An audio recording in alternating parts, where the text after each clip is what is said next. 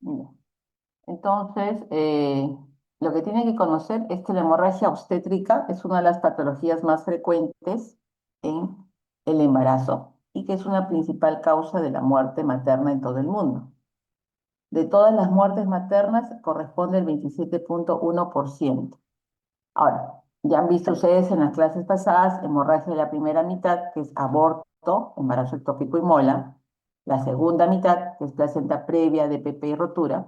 Estas patologías, tanto de la primera como de la segunda mitad, corresponden a un 35% de todas las causas de hemorragia obstétrica, siendo la hemorragia posparto o puerperal el 65%. Por eso de allí su importancia y por eso que deben aprender a detectar precozmente. No solamente detectar, sino prevenirla. Entonces, ¿qué hacer cuando una puérpera presenta sangrado vaginal excesivo? Porque puede haber un sangrado que es normal durante ya sea un parto vaginal o una cesárea. Entonces, siempre una ectoscopía, ver cómo está la paciente, si está agitada, si está pálida, ¿no?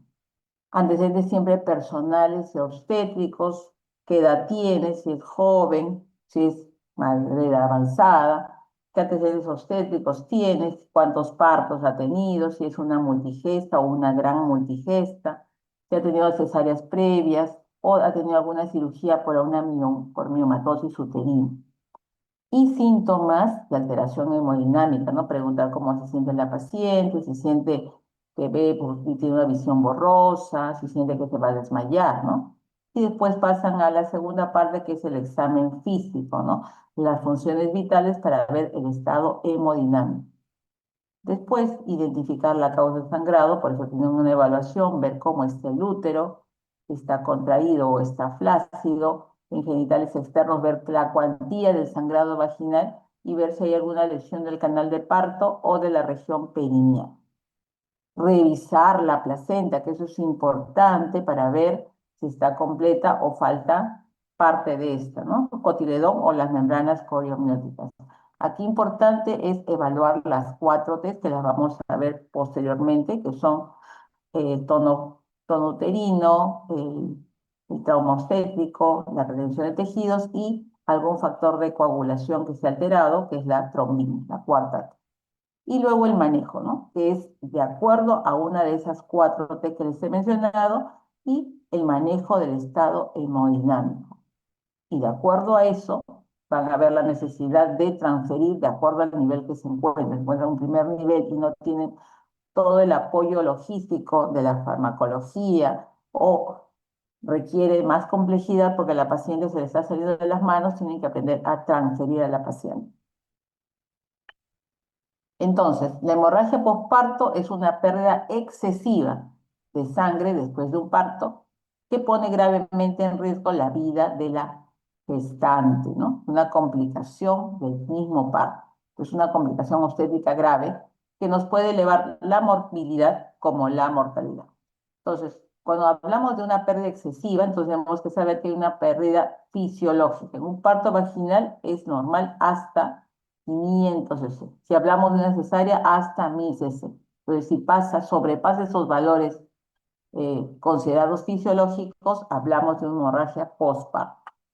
Entonces, ¿cómo se clasifica esta hemorragia postparto? Tenemos una hemorragia posparto primaria y una hemorragia posparto secundaria. ¿A qué llamamos posparto primaria? Aquella que se produce durante el puerperio inmediato. Ya revisaron ustedes en clases previas que es durante el tercer periodo del parto, en las primeras 24 horas que hablamos de un puerperio inmediato. Hablamos de un puerperio mediato, cuando tenemos las 24 horas, pasadas las 24 horas hasta los 7 días siguientes. Y un puerperio tardío del octavo día hasta las 6 semanas, o sea, el día 42 después del parto. ¿Qué nos interesa en la clase que vamos a hablar principalmente? Va a ser la hemorragia posparto primaria, o sea, la que se produce durante las primeras 24 horas, ya sea por parto vaginal o por una cesárea. Las causas generalmente son las 4 T que les he mencionado, y siendo la principal causa la atonía uterina en un 70%. Entonces, todo eso corresponde al 90%. Pero ¿qué tenemos que saber de hemorragia secundaria o la tardía, que ocurre después de las 24 horas y que generalmente es causada por retención de restos placentarios o coágulos y una endometritis o una combinación de ambas, ¿no? Eso corresponde a menos del 10%. Entonces, la hemorragia postparto es una emergencia obstétrica que complica del 5 al 15% de los partos a nivel mundial. ¿Qué requiere? Que sepamos prevenir, que sepamos diagnosticar y dar un tratamiento oportuno. Y para eso necesitamos un personal capacitado. Por eso ustedes reciben una clase teórica que se puede hacer, que se puede evidenciar en la práctica diaria de la obstetricia en pacientes que inmediatamente tienen un parto vaginal cesáreo y que se puede potencialmente presentar. Entonces, cuando es grave, se produce un 0,2 a un 0,4% de todos los partos. Y es una muerte paterna prevenible, porque si yo tengo un personal que sabe prevenir, sabe diagnosticar y tratar a tiempo, esta paciente no debería morir. Eso es importante que lo tengan presente. Entonces, ¿qué porcentaje de incidencia? ¿Cuál es la incidencia si es un parto vaginal o una cesárea? Cuando es un parto vaginal, la incidencia es mucho menor, de 2 a 4%. En cambio, a una cesárea se incrementa, ¿no? Porque es un procedimiento per se que estamos haciendo. ¿Cuál es la epidemiología, no? Cerca de 14 millones de mujeres en todo el mundo presentan hemorragia postparto, de las cuales pueden fallecer entre 70.000 a 80.000.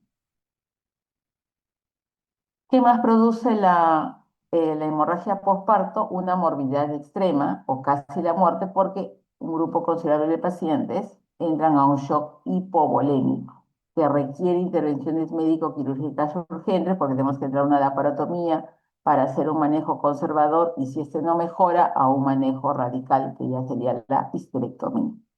¿Qué más conlleva una transfusión de hemoderivados por coagulopatía, ¿no? Entonces, si sangra la paciente en gran cuantía, van a tener que hacer pruebas cruzadas para paquetes globulares, para plasma fresco congelado, para plaquetas y para crioprecipitado, ¿no? Entonces, tenemos que tener eso en cuenta.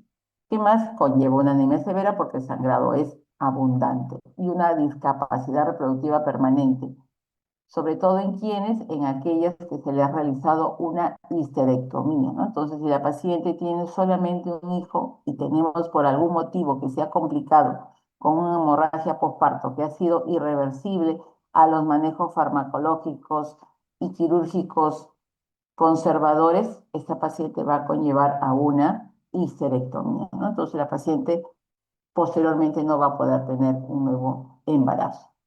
¿Qué más? La incidencia de hemorragia postparto varía entre países. Países que tienen mejor capacidad de infraestructura, de medicamentos, de recursos humanos, tienen una incidencia mucho menor que aquellos países que están en vías de desarrollo o que todavía no tienen toda la infraestructura necesaria, ¿no? Entonces, en América Latina, que todavía tenemos una incidencia mucho más alta, entre 4,3 al 13%, y en África, ¿no? Entre 5,1 a 25. En países desarrollados esto disminuye a casi el 3%, ¿no? Hay bastante diferencia significativa. En países desarrollados, la causa principal de muerte generalmente ya pasa a primer lugar, viene a ser la preeclampsia, los trastornos hipertensivos del embarazo. ¿Cómo estamos en Perú? La incidencia va entre 1 al 10%, siendo la grave de 1 a 2% y llevando una mortalidad materna de 21,8% que supera, no muy grande, a la preeclampsia. Un 60% de estas muertes maternas, recuerden, se ocurren entre las primeras 24 horas. Entonces, eso hay que tenerlo en cuenta. ¿Qué cosa tienen que recordar para entender por qué es importante la hemorragia postparto y por qué la cuantía es tan significativa? Tienen que recordar que hay cambios en el diámetro de la arteria uterina. Si bien la arteria uterina pregestacional es muy delgada, de 1,6 milímetros, en un embarazo a término, o sea, cuando ya tenemos pasadas las 36, 38, 40 semanas, estos vasos arteriales, vasos uterinos, duplican su calibre hasta un 3,7 milímetros, lo que permite incrementar el flujo. Así, si en un útero pequeño no gestacional pasan 45 centímetros cúbicos por mililitro, en un embarazo a término pasan 750 mililitros de sangre por minuto. Por eso que es importante prevenir la hemorragia postparto, ¿no? Todo esto se debe no solamente al aumento del diámetro, sino que las arterias uterinas, al perder su capa arterial, tienen mayor volumen, ¿no? Favorecen ese incremento del volumen sanguíneo, que va a favorecer el crecimiento del feto porque lleva nutrientes y oxígeno, ¿no? Entonces, lo otro es saber cómo se produce el, la contractilidad uterina, cómo se produce esa eh, disminución de la hemorragia, cómo debería claudicar la hemorragia fisiológica, ¿no? Tanto en parto vaginal como en cesárea. Entonces, hay dos mecanismos muy importantes. El principal es la contracción uterina, ¿no? ¿Qué cosa produce? La compresión de las arterias espiraladas, que son más o menos 350 vasos sanguíneos y que impiden el sangrado del lecho placentario. Por eso es que la placenta en promedio mide 20 centímetros de diámetro. Entonces, todos tenemos una esfera o un círculo de más o menos 20 centímetros de diámetro y todo ese plano está sangrando. Entonces, si no, el útero no se contrae y reduce el tamaño del lecho placentario, por ende, el sangrado persiste y la paciente puede descompensarse rápidamente, ¿no? Y el otro mecanismo es la coagulación, que complementa a la contracción, a ese miotaponamiento que se produce, ¿no?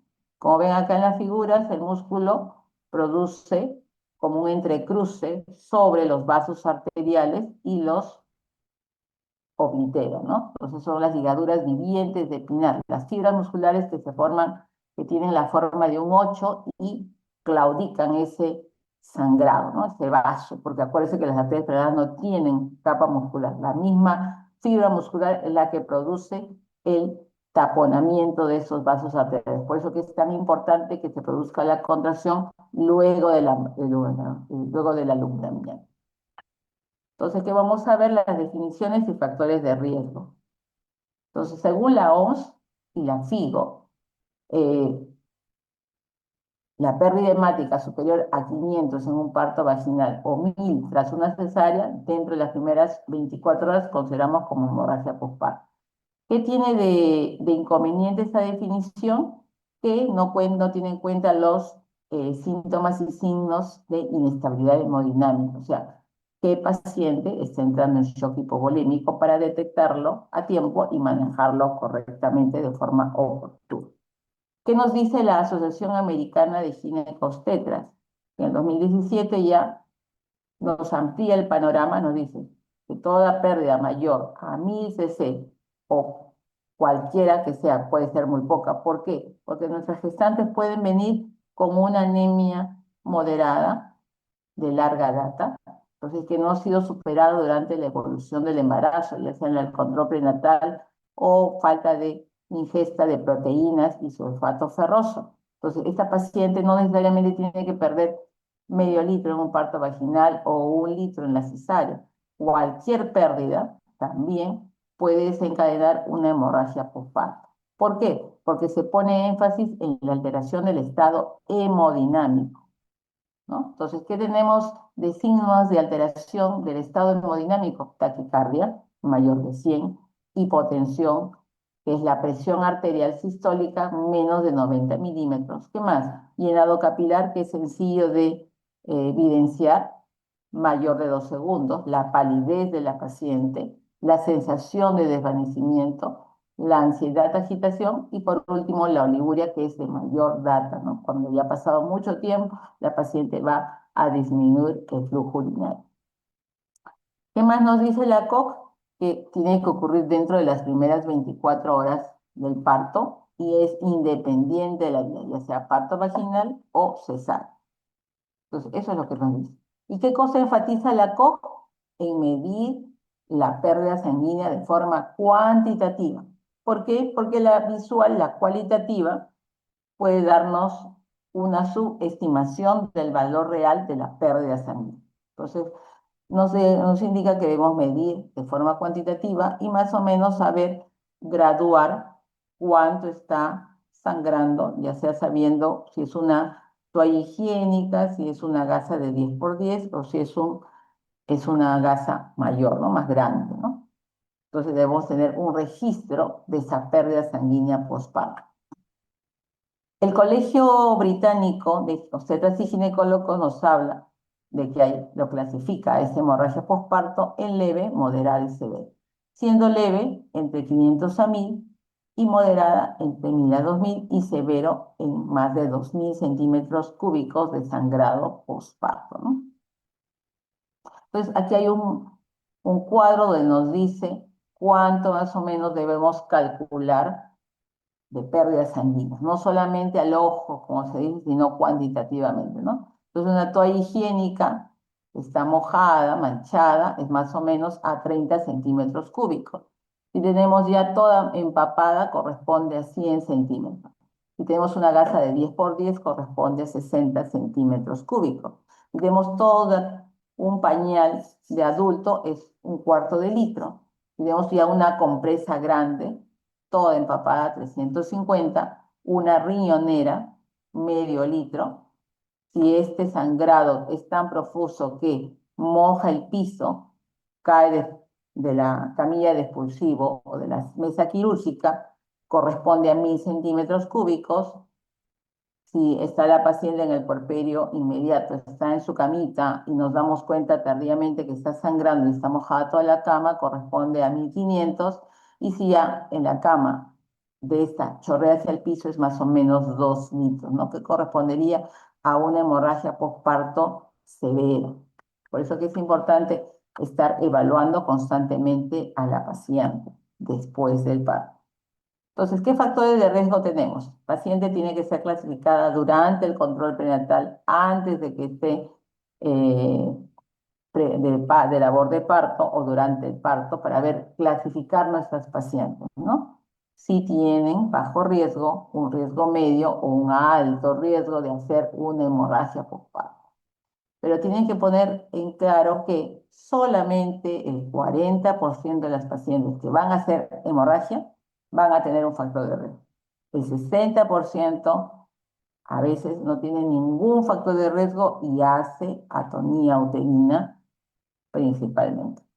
Bajo riesgo que tenemos cuando la gestante tiene un embarazo con un solo feto, cuando tiene menos de 4 partos previos, hay un útero sin incisiones previas, o sea, nunca la han operado, a una ausencia de historia de hemorragia postparto y fetos que están promedio entre 2.500 y 3.500, o sea, una paciente que no tiene aparentemente ningún factor, ¿no? Entonces, un embarazo, entre comillas, normal. Un riesgo medio, ¿quiénes? Aquellas que ya tienen una cesárea o una incisión uterina, esa se puede deber a una miomectomía, que ya tenga 4 o más partos previos, que ese sea su quinto, que ya esté en un trabajo de parto prolongado, que dure más de 24 horas, que tenga miomas grandes, ¿no? Que deforman el útero severamente, una madre avanzada de 35 años o más, que estemos usando sulfato de magnesio cuando esta paciente se asocia a preeclampsia, o estemos usando nifedipino, ¿no? Que estamos evitando que la paciente convulsione. Cuando usamos oxitocina, ya sea para una acentuación, cuando vemos un trabajo de parto disfuncional, cuando lo que está alterado es la contracción uterina, o en aquellas que estamos induciendo el parto por alguna razón obstétrica o no obstétrica que determine que tenemos que terminar el embarazo. ¿Quiénes tienen alto riesgo? Embarazo múltiple, ¿por qué? Porque produce la distensión del útero, igual que el polidramnios y la macrosomía fetal, que sabemos que es más de 4 kilos. Aquellas que tienen corioamnionitis, o sea, que está preguntando si la paciente ha tenido ruptura prematura de membrana, ¿no? Una paciente que tiene RPM potencialmente puede hacer corioamnionitis, por eso hay que estar viendo la sintomatología, ¿no? En todo el periodo que sigue al RPM, ¿no? Cuanto más tiempo haya, mayor riesgo de corioamnionitis. La historia de hemorragia postparto, que esta mujer tenga 2 o más cesáreas previas o más incisiones en el útero, el hecho mismo de tener placenta previa con las variantes de acretismo, acreta, increta o percreta, la preeclampsia asociado al gel, porque La paciente está con anemia, está con plaquetopenia y alteración del perfil hepático. Entonces, eso nos va a llevar a que esta paciente tenga mayor riesgo de hacer hemorragia postparto, no necesariamente por atonía, pero sí por trastorno de coagulación, porque tenemos plaquetas disminuidas. Y los defectos de coagulación, ya sea adquiridos o congénitos, ¿no? Congénitos, enfermedad de von Willebrand, hemofilia tipo A o hipofibrinogenemia. Muy bien. Entonces, si tenemos una paciente que llega a la guardia, en el trabajo de parto, también podemos clasificar esos factores. ¿Cuáles son antes de parto? Si hay historia de hemorragia postparto, si hay polidramio, si estoy recibiendo un bebito macrosómico, embarazo múltiple. Y durante el parto, ¿mi parto cómo está?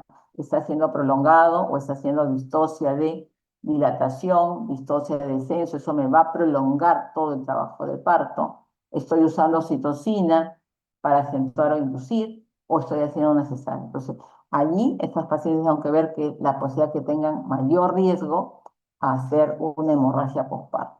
Por eso siempre hay que estar preparados para prevenir y manejar oportunamente esta patología. Entonces, ¿cuál es la etiología? Las 4T, ¿no es cierto? Es una forma fácil de recordar quiénes desencadenan esta hemorragia postparto. ¿Quién va a la cabeza? Como les mencioné, la atonía uterina, que corresponde a un 70%.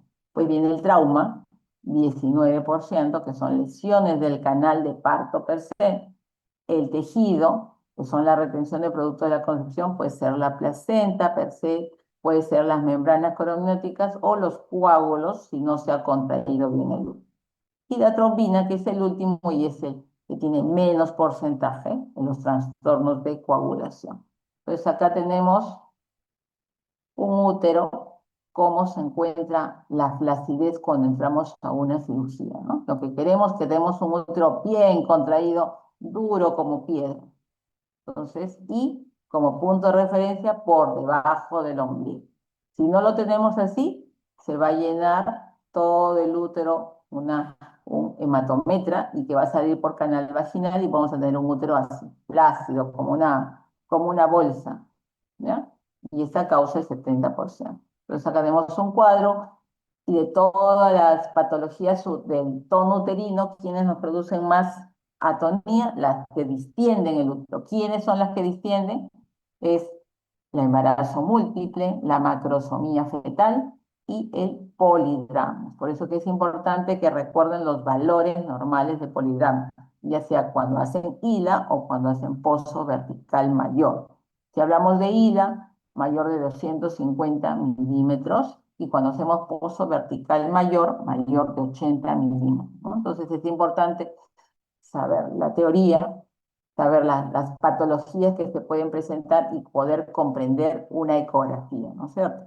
Eso es importante que estén aprendiendo, chicos, para que puedan comprender y actuar de forma inmediata ante una hemorragia postparto. Entonces, ya les mencionamos, infecciones, agotamiento materno a la cabeza por disfunción, infecciones, anomalías uterinas, ¿no es cierto? Los miomas gigantes o alguna malformación mülleriana, ¿no? Útero bidelfo, tabicado, bicorne, ¿no? Como tenemos acá en la parte inferior, ¿no? Tenemos un útero bidelfo en donde cada útero tiene un bebito, ¿no? Cada uno con su placenta independiente. Entonces es importante. Y eso se diagnostica al inicio del embarazo durante las primeras 13 semanas. Luego de esto es un poco complejo estar viendo, ¿no? O saber que la paciente previamente ya sabe si tiene un útero didelfo, bicorne, talicado, que nos ayuda para el manejo. Con respecto al trauma, que es la segunda causa, desgarros perineales, están aquí. ¿Qué más? Desgarros cervicales y desgarros del canal vaginal, ¿no? Entonces, esos se pueden presentar cuando hay presentación compuesta, cuando la mano del bebito está sobre la cabeza, cuando es un feto grande, cuando tenemos un parto que ha durado muy poco tiempo, a veces usamos oxitocina, y se produce una hiperdinamia. En vez de tener 3 a 5 en 10, tenemos 6, 7 contracciones y el útero expulsa. Entonces, hay mayor posibilidad de desgarro cervical, vaginal y perineal, ¿no? Las otras alteraciones cervicovaginales pueden ser por parto intramitado, que ya no lo utilizamos, parto precipitado igual, y la episiotomía.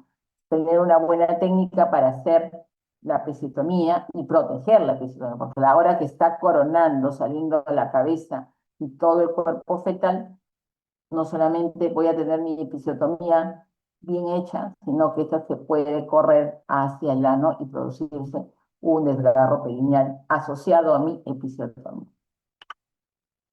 Con respecto al trauma, hay que tener cuidado con el manejo, con la atención, ¿no? Del canal de parto. Entonces hay que tener cuidado con aquellas pacientes que ya han tenido una cesárea previa y les estamos dando la prueba de trabajo de parto, o sea, que tenga un parto vaginal posterior a una cesárea, cuando la causa que determinó la cesárea no se repite, ¿no? Entonces ahí tenemos que tener cuidado porque se puede romper en el trabajo de parto durante el expulsivo. Por eso que es importante que cuando tienen un parto vaginal, una cesárea posterior al parto, se mete la manito y se busque el segmento uterino y ver si no se ha producido la ruptura uterina. ¿Ya? ¿Por qué? Porque eso sí se convierte en una emergencia. El sangrado que se va a producir no lo van a ver hacia afuera, va a ser hacia adentro, hacia la cavidad peritoneal, va a haber un hemoperitoneo y tenemos que entrar rápidamente a sala de operaciones para reparar esa ruptura. Y si es muy grande la ruptura o en varios niveles y es una ruptura masiva, hacer una histerectomía, ¿no? Entonces hay que tener mucho cuidado, ¿no?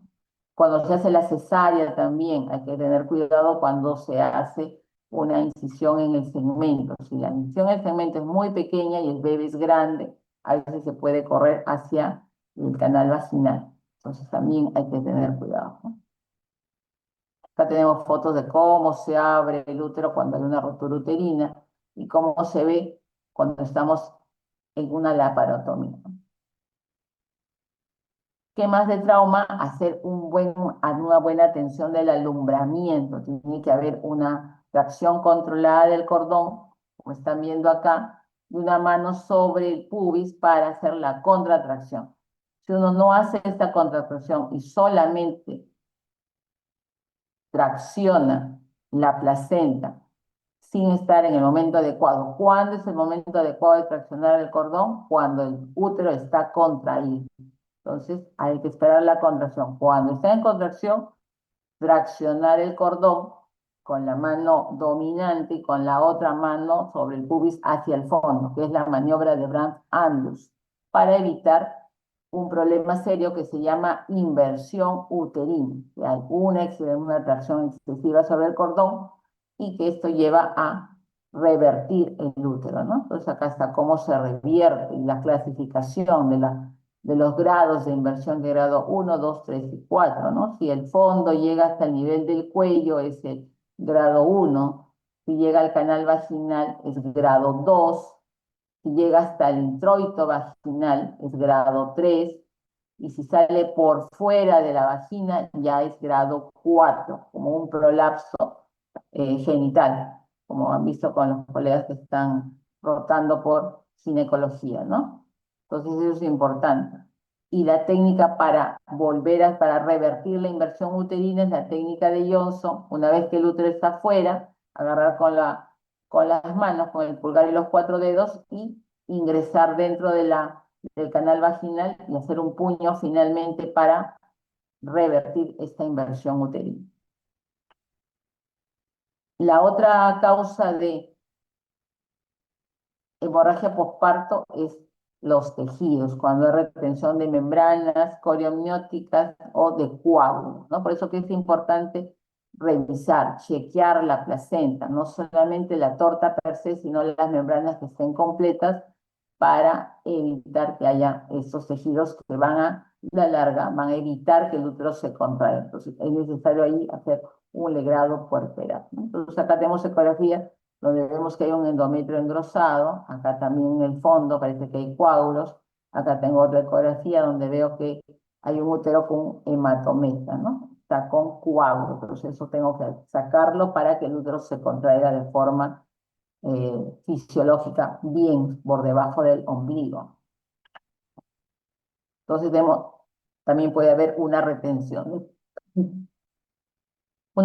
de placenta y luego de un tiempo prudente, si es un alumbramiento dirigido, pasado 15 minutos, hasta media hora podríamos esperar, y no se produce la eliminación de la placenta, tendremos que meter nuestra mano dentro del canal vaginal y el útero para extraer la placenta.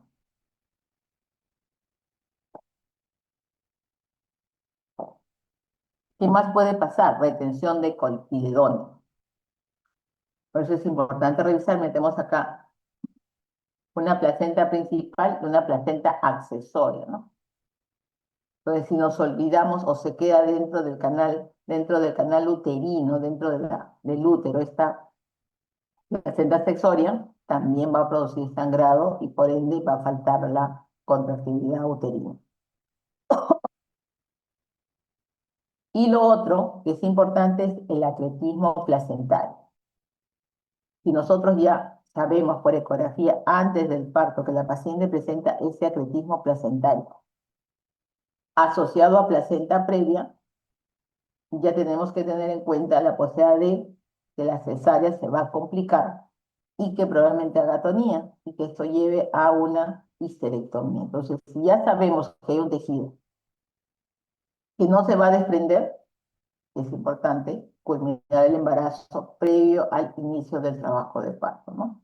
Entonces, pero eso requiere de una ecografía, de una zona que estemos en una zona urbana, que haya todo esto a la mano, porque si estamos en periferia, en una zona rural donde no hay ecografista, podemos complicar la situación al querer sacar una placenta que está adherida, ¿no? O que probablemente la paciente comience con trabajo de parto ensangrado y no salga nunca porque está el olvido cervical interno obliterado por toda la placenta, por la placenta previa.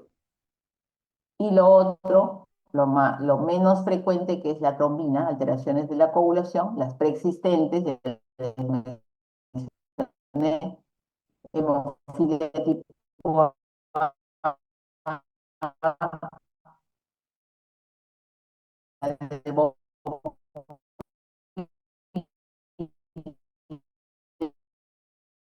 y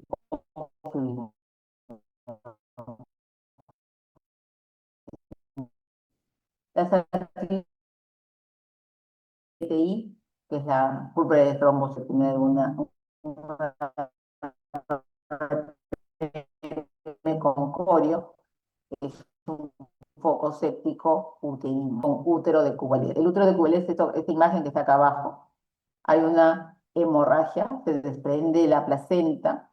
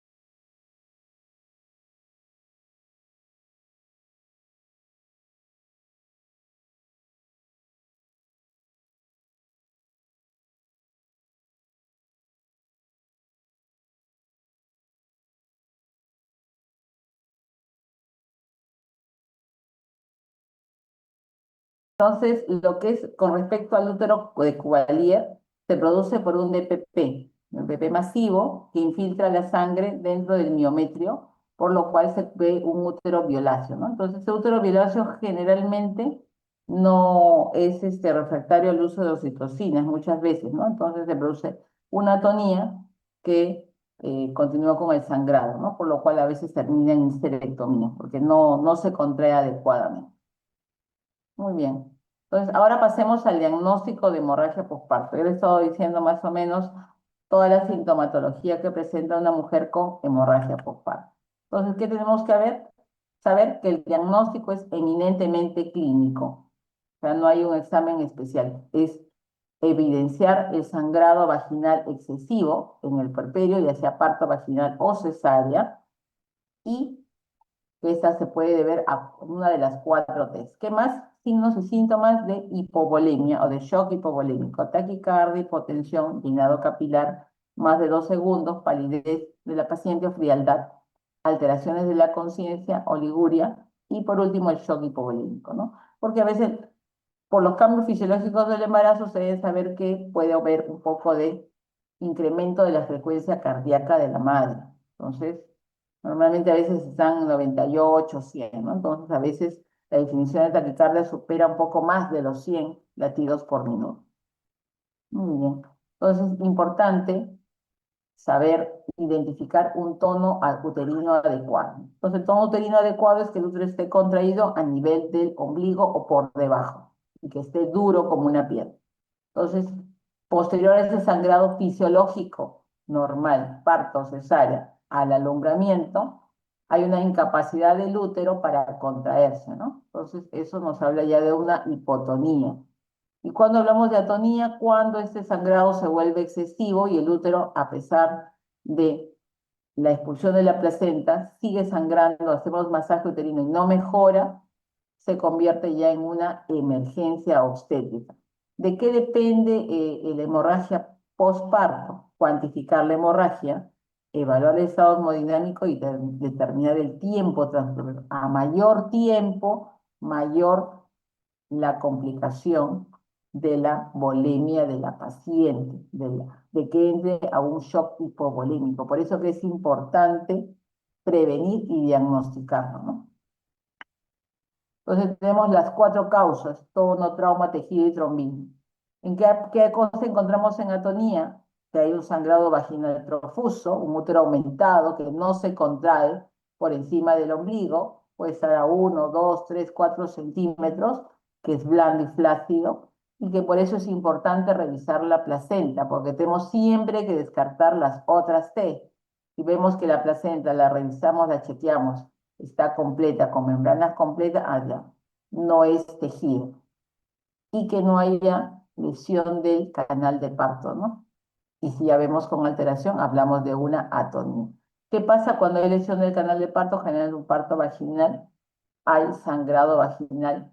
Hay que verificar que venga de la vagina. Si es vagina, poner valvas para ver si es de la vagina per se o es del cuello uterino, o si es un desgarro perineal, ver que ese desgarro cuando está sangrando, ¿no? El útero generalmente está contraído a nivel de ombligo o por debajo, y la placenta y las membranas están completas. Eso es cuando es el canal de parto per se en un trabajo de parto. En caso de rotura uterina, sobre todo en cesáreas anteriores, hay que revisar cómo está, porque si se rompe, la paciente rápidamente va a alterarse los parámetros hemodinámicos y el sangrado va a ser dentro de la cavidad abdominal, un hemoperitoneo. Cuando es tejido o está retenido en las membranas o la placenta, hay que ver cuánto es el sangrado, el útero está no tan contraído, no hay lesiones en canal de parto y la placenta y las membranas, al chequearlas podemos evidenciar que falta alguna parte, ¿no?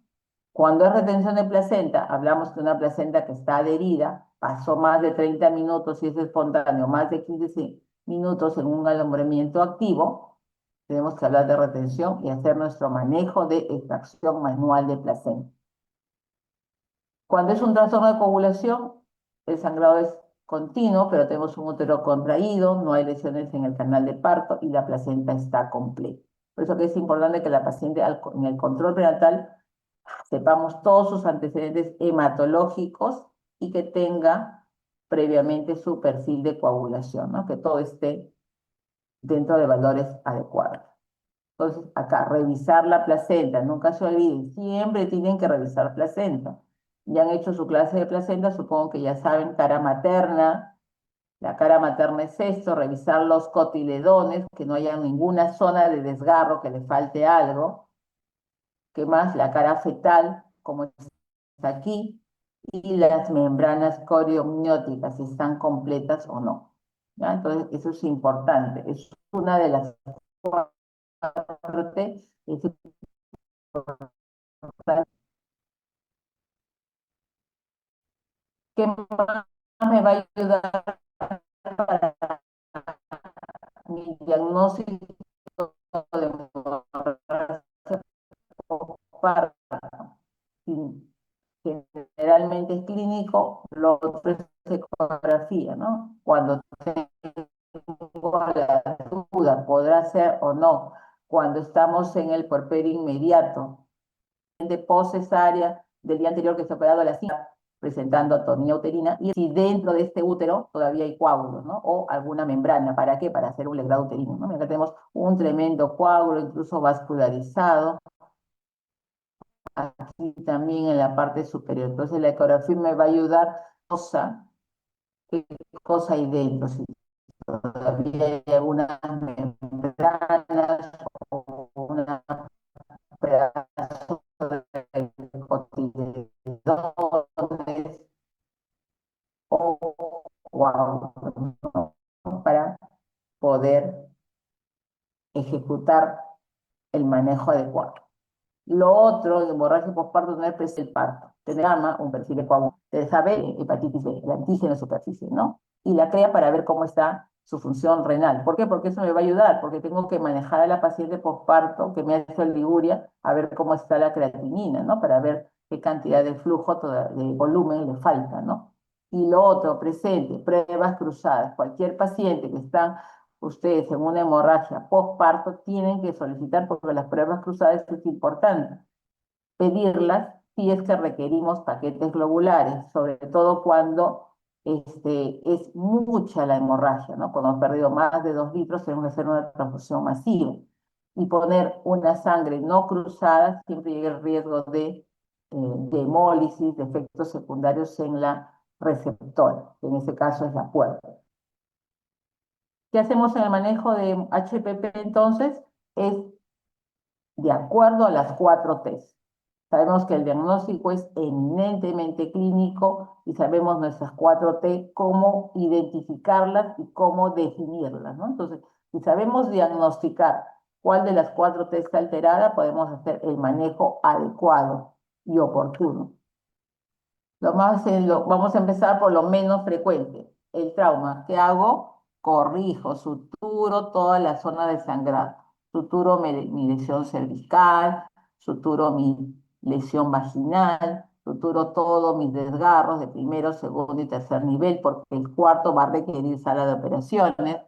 ¿Qué más? Si encuentro, si se produce un hematoma porque no he protegido bien el periné, tengo que debridar. ¿Qué hago? Cortar con un bisturí, sacar todos los coágulos que hay dentro de este hematoma, poner un dren perros pequeño y comenzar a suturar, ¿no? Si hay un vaso sangrante, poner un punto transficiante y verificar que ya no sangre, ¿no? Entonces es importante saber cómo manejar cuando es un trauma. Cuando es tejidos, si veo que mi placenta la he revisado por todos los lados, le falta un pedazo de membrana, le falta algún cotiledón, tengo que hacer inmediatamente un legrado uterino puerperal, ¿no? Eso no demora ni 5 minutos, ¿no? Agarro, ponen las pacientes, le ponen doble vía, preparan el equipo de legrado y se realiza, ¿no? Por eso que es importantísimo revisar placenta. Si se ha quedado la placenta, extracción manual. Meten la manito a través del canal vaginal del cuello uterino hacia el útero, buscan la zona de equilibrio y se termina extrayendo la placenta. ¿Qué hacen posteriormente a eso? Otra vez un legrado preparar ante la eventualidad que haya quedado algún pedacito de cotiledón, siempre. Y si se trata de un acretismo placentario, y no lo pueden sacar por más que meten la mano, déjenlo allí y el manejo ya es quirúrgico. No estén intentando porque pueden correr el riesgo de que el útero se invierta. Por eso cuando se pone acá la mano dentro del canal vaginal y se va al útero, hay otra mano en la parte abdominal que evita que este útero se invierta, que salga a través del canal vaginal. Es la contracción. ¿Ya? Eso es importante que lo sepan. Entonces, y trombina, ¿qué hacemos cuando es trombina? No es atonía, no es trauma, no es tejido. Hay que corregir la coagulopatía, ya sea congénita, que es lo que deberíamos saber antes de entrar a un parto, o la adquirida. La señora tiene gel, el bebito está muerto, tiene una púrpura trombocitopénica que ha desarrollado en el embarazo. Entonces, corregir de acuerdo a lo que nos falta. Entonces, en cuanto es atonía, ahí el manejo sí es más complejo que las otras test. ¿Qué vamos a ver? Que hay un manejo de primer nivel, de segundo y tercer nivel, escalonado.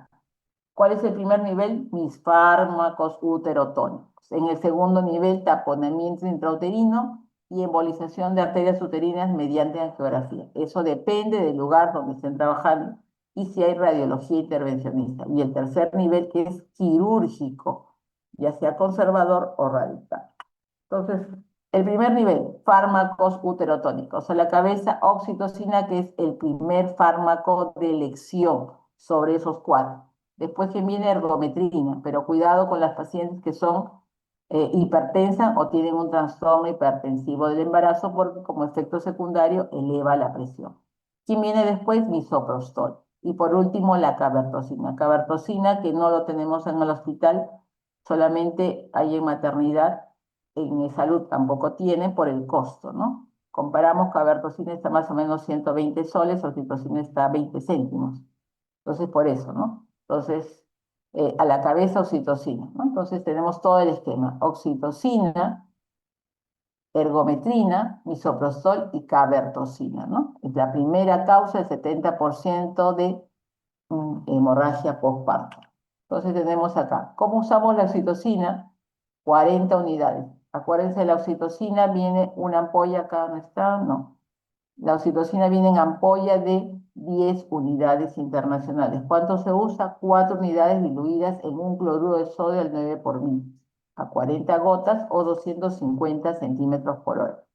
Si no hay oxitocina, si no se desangrado con oxitocina, usamos ergometrina, 0,2 miligramos intramuscular. Pero si la paciente es hipertensa, de frente nos vamos al misoprostol. En una paciente que no es hipertensa o no tiene un trastorno hipertensivo del embarazo, usamos oxi, después ergometrina y misoprostol, en ese orden. Pero si la paciente es hipertensa por alguna causa, de frente de la oxitocina se va al misoprostol. Nunca olvidar usar fluidos, fluidoterapias, preferentemente con cristaloides, porque acuérdense que la paciente está con hemorragia, entonces tenemos que reponer las pérdidas, ¿no? Fluidoterapia. ¿Con qué? Con cloruro de sodio al 9 por mil. Por eso que es importante cuando tenemos una hemorragia postparto utilizar doble vía. Una vía para el fluido como tal y otro para usar con oxitocina. Eso es importante. Por eso son dos vías de buen calibre. Una, una brándula número 18, número 16. Entonces usamos el cloruro de sodio 9 por mil a 500 cc a chorro y luego a 30 gotas por minuto. ¿Qué más usamos? Acuérdense que el posalumbramiento, para evitar la hemorragia, tiene que haber un miotaponamiento. Entonces, con lo primero, estamos con la oxitocina, ergometrina y miso, estamos favoreciendo la contracción muscular. Y la otra, que era la coagulación, lo vamos a favorecer con un antifibrinolítico, que es el ácido tranexámico, que adhiere mejor a las plaquetas y todos los factores de coagulación para que el coágulo que se forme en la zona del lecho placentario deje de sangrar, ¿no? Esté más firme. Entonces acá tenemos todos los fármacos uterotónicos, oxitocina, ergometrina, misoprostol y cabertosina. Oxitocina produce hipotensión e intoxicación hídrica. Entonces, si bien le vamos a poner a 40 gotas, que el primer frasco se nos va a acabar en 4 horas, posteriormente podemos continuar con oxitocina, pero a un goteo mucho más lento. Entonces, hay que ver siempre riesgo-beneficio y estar manejando las funciones vitales, ¿no? Presión y pulso. La ergometrina, contraindicado en hipertensión inducida por el embarazo, ¿no? ¿Por qué produce hipertensión transitoria? Entonces, en una mujer que no tiene hipertensión y le ponemos ergometrina, es probable que produzca valores mucho más elevados de los que tenía. Y eso es razonable con que ahí no se asusten, pues, ¿no? Porque produce hipertensión. El misoprostol viene en tabletas de 200 microgramos. ¿Qué dice que hay que colocar? 800 microgramos sublingual o transrectal. ¿No? Transrectal, ¿cómo? Se muelen las 4 pastillitas y se coloca en una jeringa de 20 y se completa con cloruro de sodio 9 por mil y por vía transrectal se coloca, ¿no? Puede ser sublingual, sí. El problema es que no tenemos en una forma, tan solo tenemos en tabletas y chancarlas y meterlas en la boquita 800 es buena cantidad. Entonces también, si tienen esa alternativa, la pueden usar. O la otra es transrectal, que es mucho más rápido. ¿Qué produce el misoprostol? Fiebre. ¿En quién está contraindicado? Asmáticos y que tengan problemas cardíacos. Por eso que es importante preguntar antecedentes personales. Si ustedes no preguntan y la paciente es asmática, se les va a complicar y se les puede morir la paciente. Y lo último, lo más potente es la cabertosina, que es un análogo de oxitocina. Se pone solamente una ampolla endovenoso lento, 100 microgramos, como dosis única, igual que el misoprostol. ¿Qué puede producir? También intoxicación hídrica, igual que la oxitocina, convulsión y coma. Está contraindicado en insuficiencia hepática y renal y problemas cardiovasculares y en epilepsia. Por eso es importante preguntar qué patologías tiene la paciente.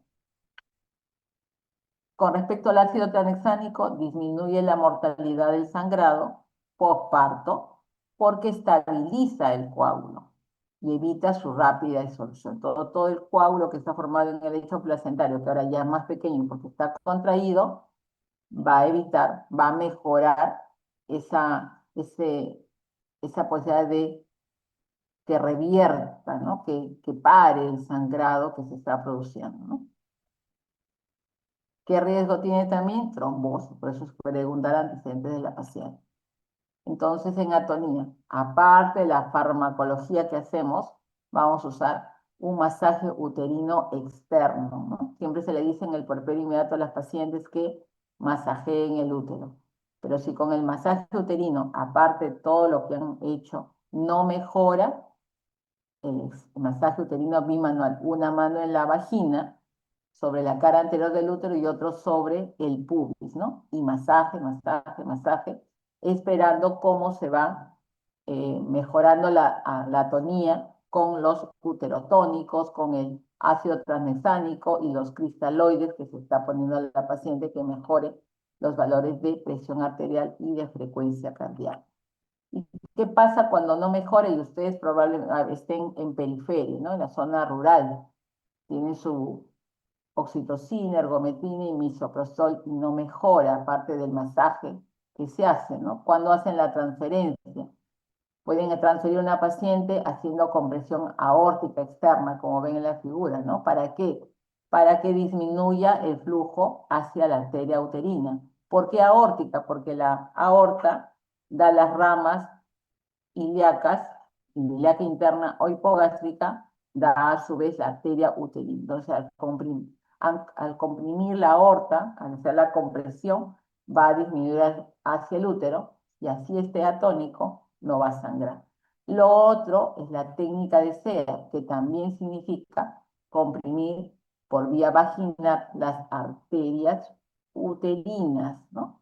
Se ubica el cuello uterino y se pone una pinza Fesser a los costados del cuello uterino. Allí están entrando las arterias uterinas hacia el útero, ¿no?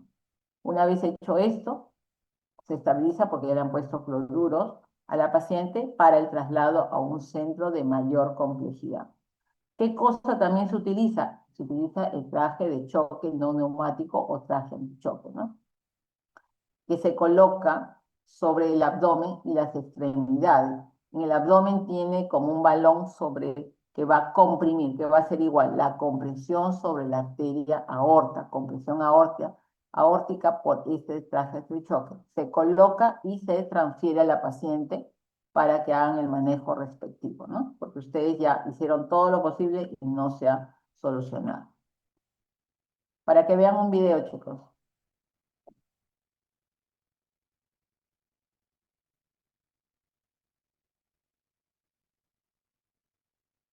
Mata doktor wakte doktor wakagas wabo saluni masai gara magasigan wame to mago saram nakaparamu.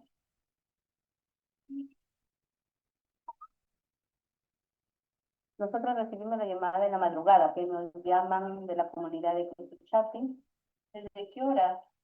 No sale la placenta, sino que la paciente da parto en su domicilio. Inmediatamente ponemos la alerta roja porque justamente era un parto, una retención de placenta, una clave roja, en el cual el personal de salud y acá del centro de salud y masa acude al llamado de emergencia.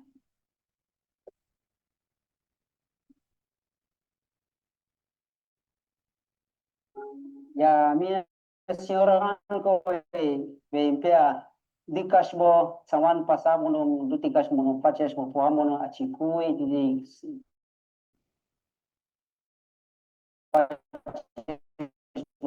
achikui a las 3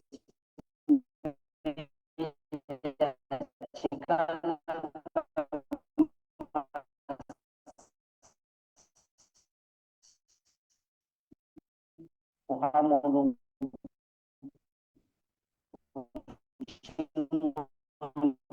Ikwere mina señora hon dutika mo nung asik ampu anu COVID nunik mati wi puyer hukko.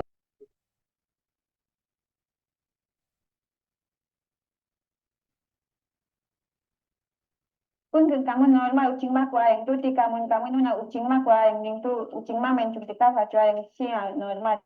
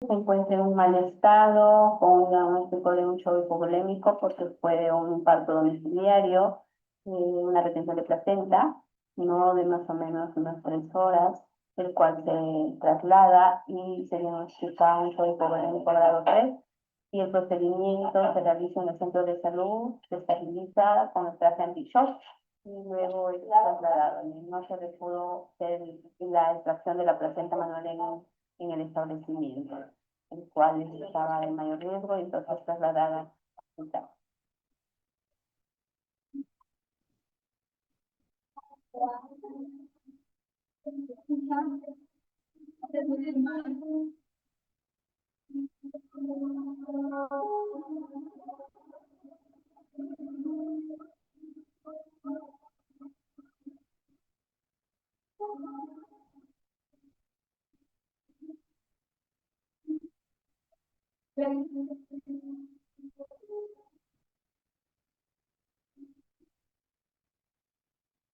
Kawan una aha puto ang matihin kiri pusan kana hati potya chindan digman imbo nga umigbono bakan bawa pawaka hati son ibon kawan ni leong si bawa itlak mahal tapi kami diktawe.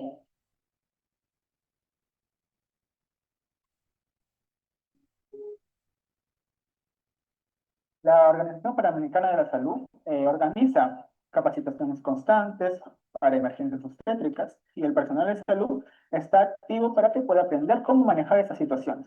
Estas capacitaciones son muy importantes para reducir la mortalidad materna, para reducir esas emergencias que constantemente pueden presentarse y poder llegar a más comunidades y atenderlas de la mejor manera. El proyecto, que es Mejorando la Salud de Adolescentes y Mujeres que viven en situaciones de vulnerabilidad, ha aportado de manera, digamos, sustancial, tanto en el personal de salud como también en el personal comunitario. Porque en el caso del esposo de Eida, logró identificar oportunamente esos factores de riesgo que podían contribuir a que esta mujer hubiera fallecido. Sin embargo, al tener la oportunidad de haber sido capacitada en el marco de este proyecto, ha permitido que pueda haber sido salvada. Porque se han incorporado todas las tecnologías sanitarias, dentro de ellos, por ejemplo, el caso de esta emergencia, que fue una hemorragia, se utilizó el traje TAN, que es una tecnología de bajo costo que ha demostrado que tiene gran impacto en la reducción de las muertes maternas por hemorragia. Kamu fecha mamiktung amte control ng ay kinayan. Fecha mamiktung amte control ay kang nuno fecha tita hatta metod mate control ay kan wakitu. Tutika po amon kamu viu ching makuwicho. Desde la Organización Panamericana de la Salud nos comprometemos en seguir colaborando de manera articulada con el gobierno local, en este particular con Ucayali y Amazonas, para poder alcanzar un acceso de calidad en servicios maternos perinatales y no dejar a nadie atrás.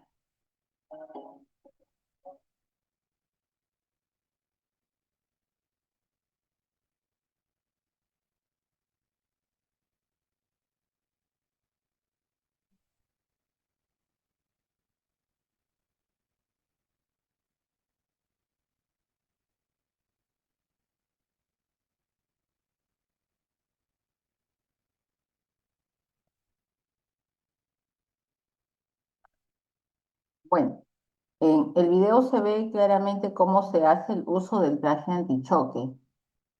Entonces, esta representación que se ha hecho es tal y cual y se produce en las zonas selváticas, ¿ah? El hecho que haya el transporte por río, la atención de los partos que son domiciliarios, ¿no?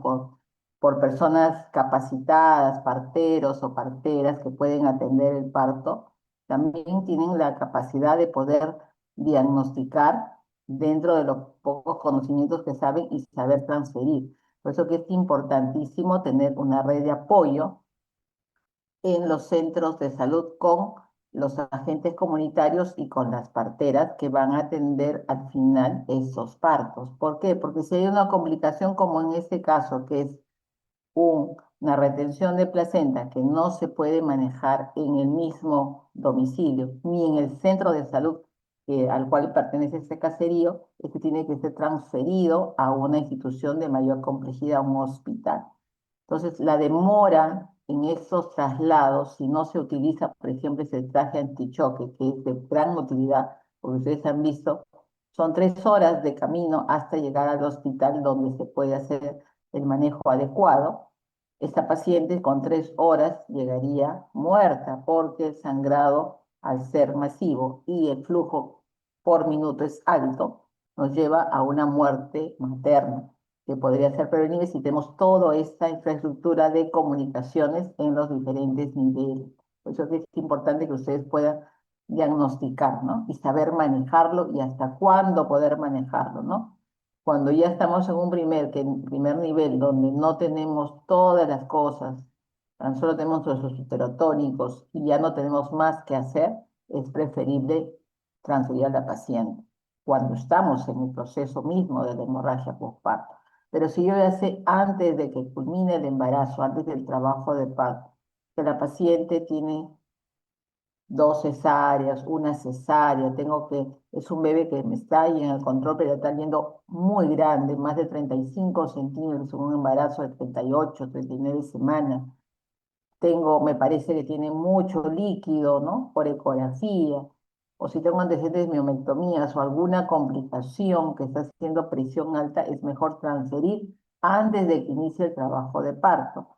Si tengo ecografías, o a ver la ubicación de la placenta, si es una placenta previa, completa, parcial, marginal o de inserción baja.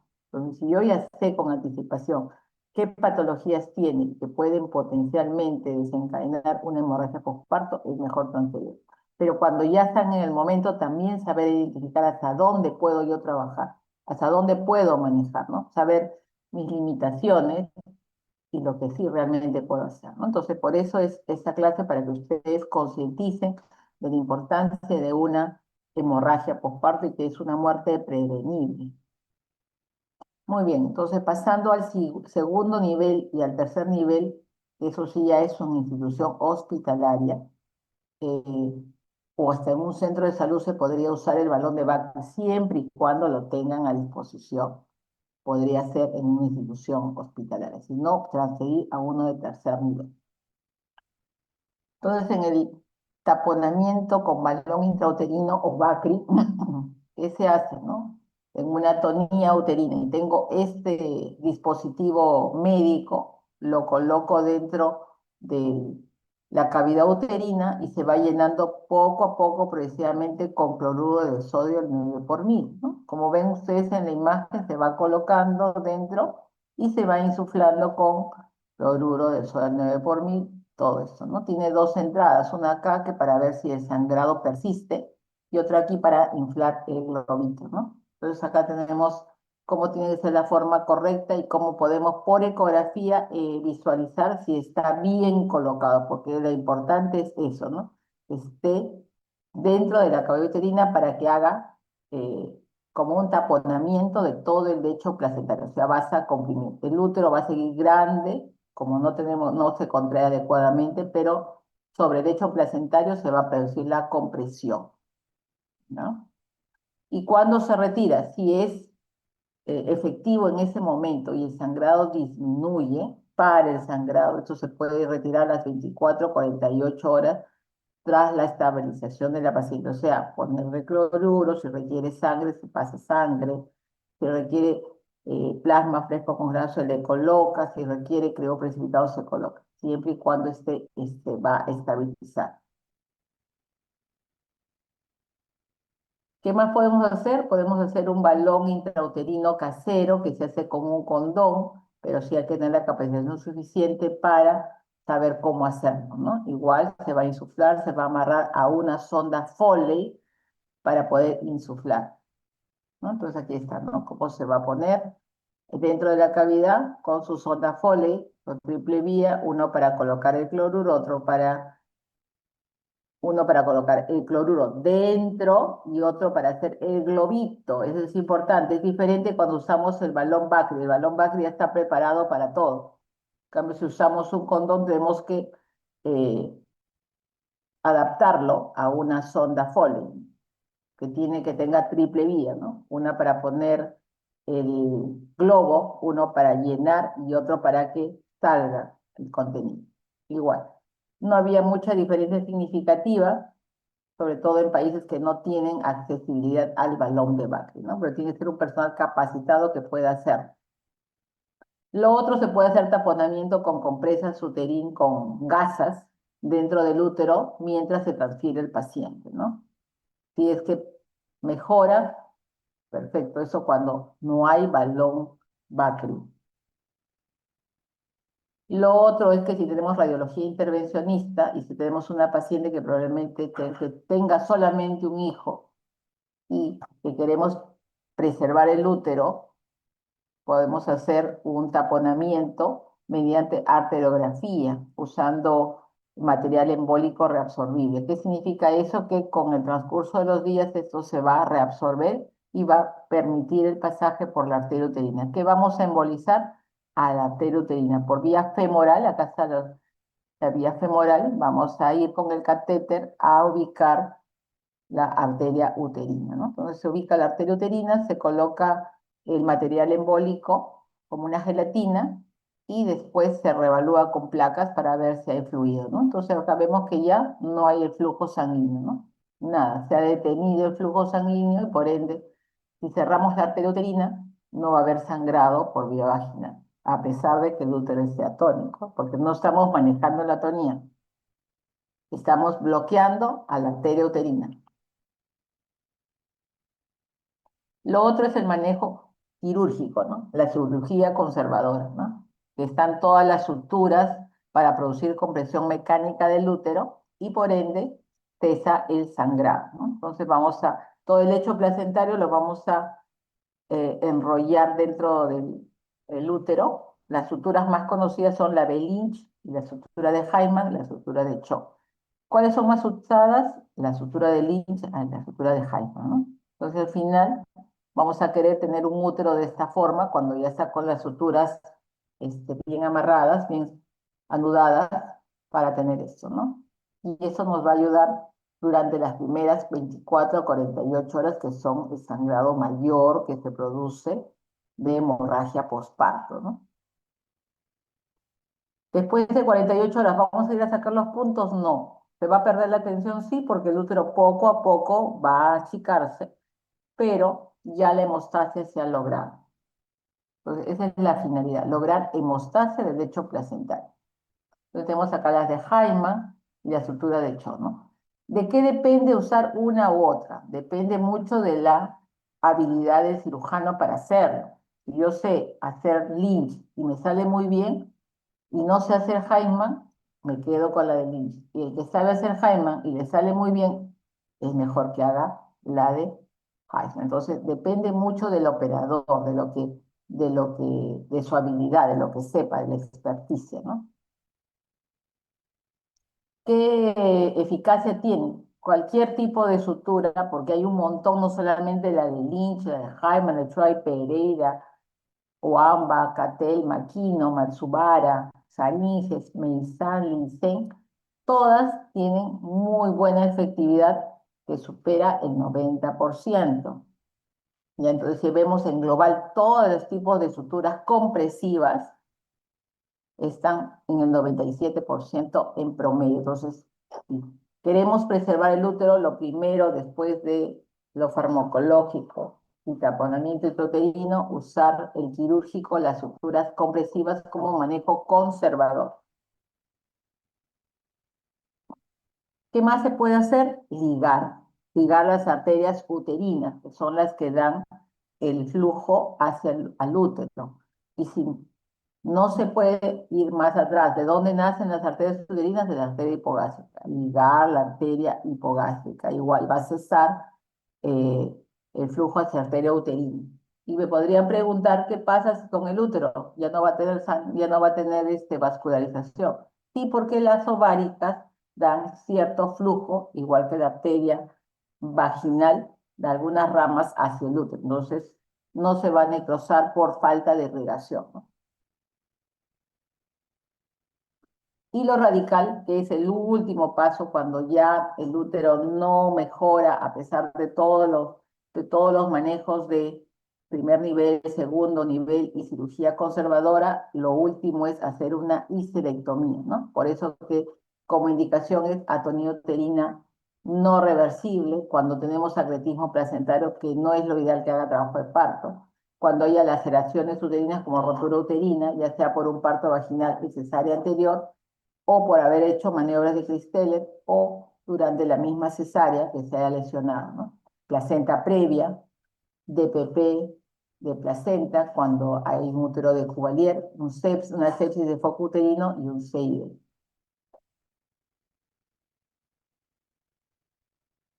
La cirugía puede ser parcial o total. ¿Qué significa una histerectomía parcial? Que sacamos el cuerpo uterino y se queda el cuello. Cuando hablamos de total, cuando sacamos tanto el cuerpo como el cuello uterino.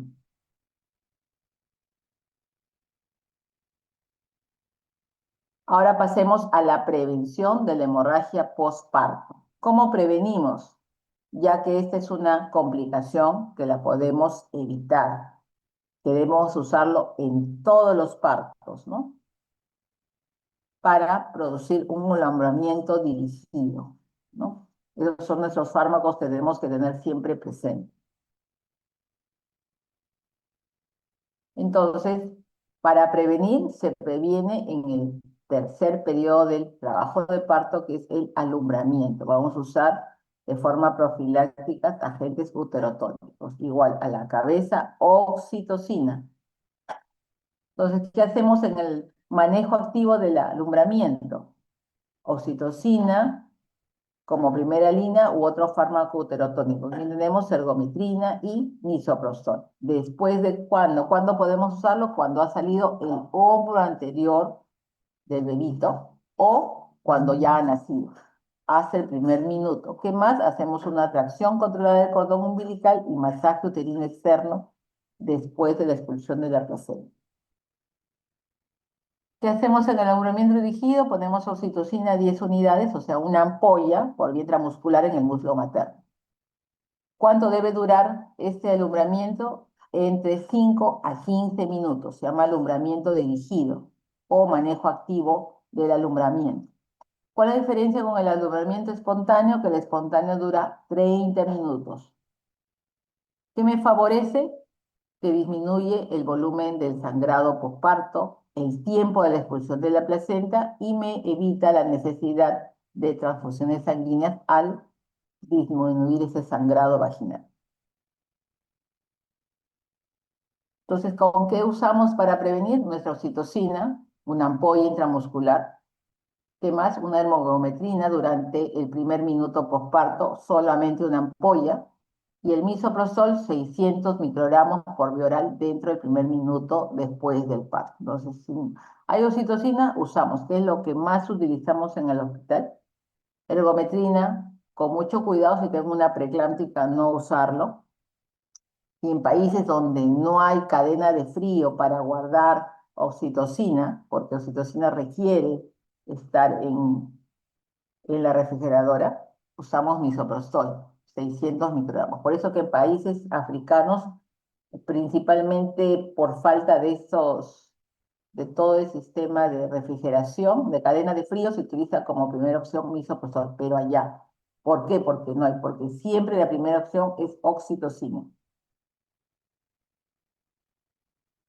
Entonces, una vez que se ha colocado la oxitocina, vamos a esperar las contracciones uterinas y vamos durante la contracción del útero, no en cualquier momento, no es traccionar nomás el cordón umbilical. Vamos a esperar que haya una contracción y cuando está contraído el útero, vamos a hacer la tracción controlada de este cordón umbilical y sobre pubis, el útero llevarlo hacia la parte cefálica de la madre, que se llama la maniobra de Brandt-Andrews. Entonces es tracción contra tracción, para evitar así la inversión uterina o que se desprenda de forma irregular, ¿no? Incompleta, que se quede parte de la placenta o de las membranas coriomnióticas.